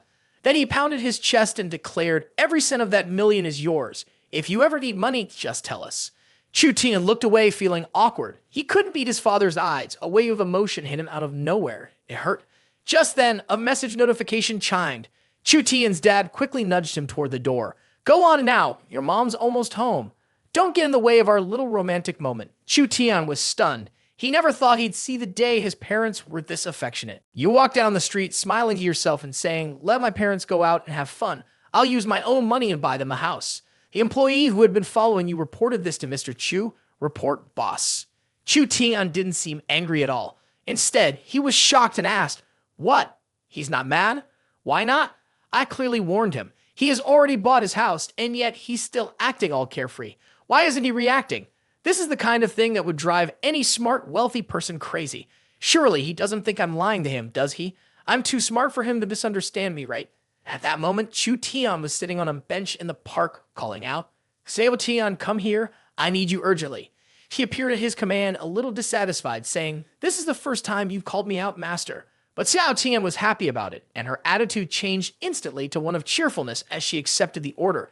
Chu Tian asked seriously, "If we were to tally up now, how much money do I have?"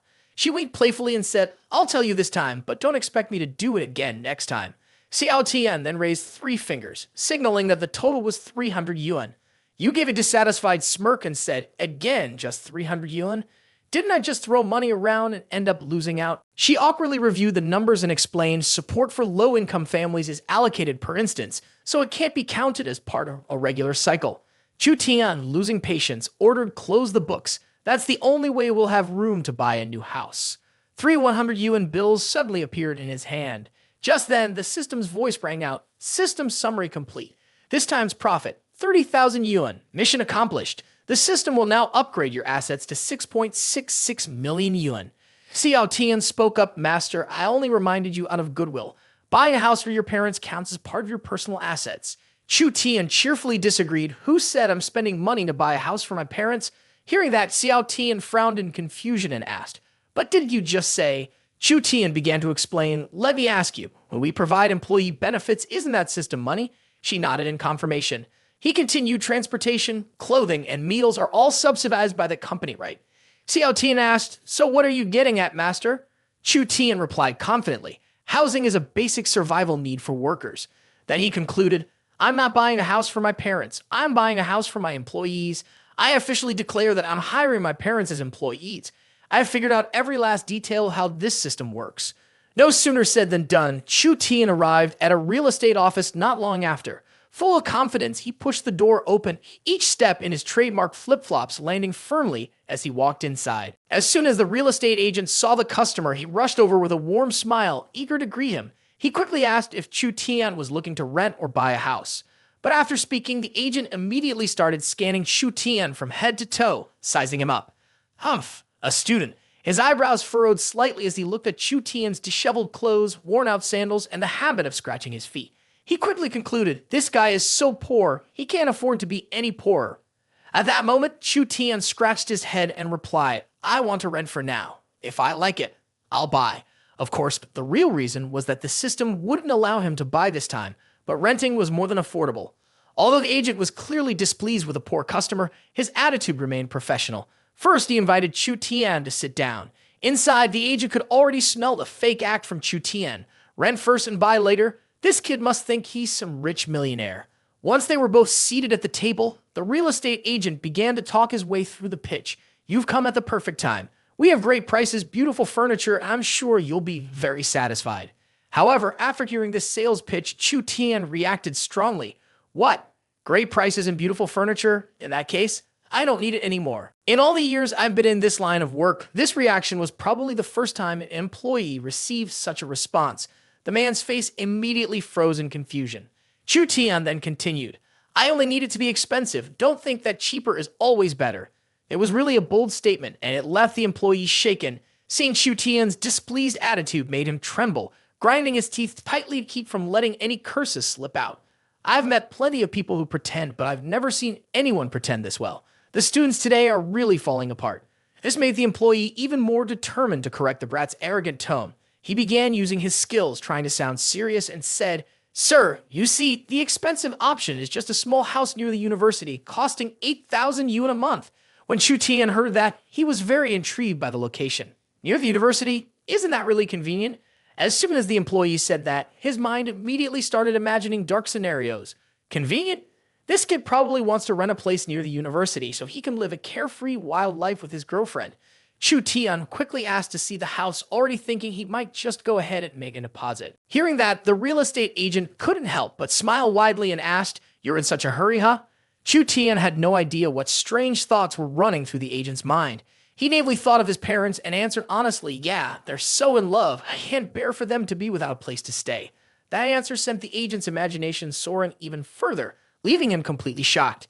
He hesitated and asked, Wait, aren't you renting this for yourself? Chu Tian, clueless, responded in a way that didn't make much sense. Of course, we'll all live together. Oh my. It looked like he had truly stunned the agent, whose face went pale. The agent was imagining a situation unlike anything he'd ever encountered. Open, wild, and completely bold, causing him to sweat nervously. He decided it was best not to ask anything more and handed Chu Tian some information instead. This is the property the company has agreed on. If you like it, you can make a deposit. As Chu Tian thought it over, the agent secretly mocked him, thinking to himself, these kinds of company apartments are usually so expensive. Will the customer really go through with it? On the other hand, Chu Tian looked at the house layout and seemed satisfied. It's great. It's about the same size as the house we're living in. And yet, with 25 rooms rented for workers at 8,000 per room, he'd be losing 200,000 a month. What a genius. Chu Tian felt proud of himself and without saying another word, took out his card and exclaimed, Swipe the card.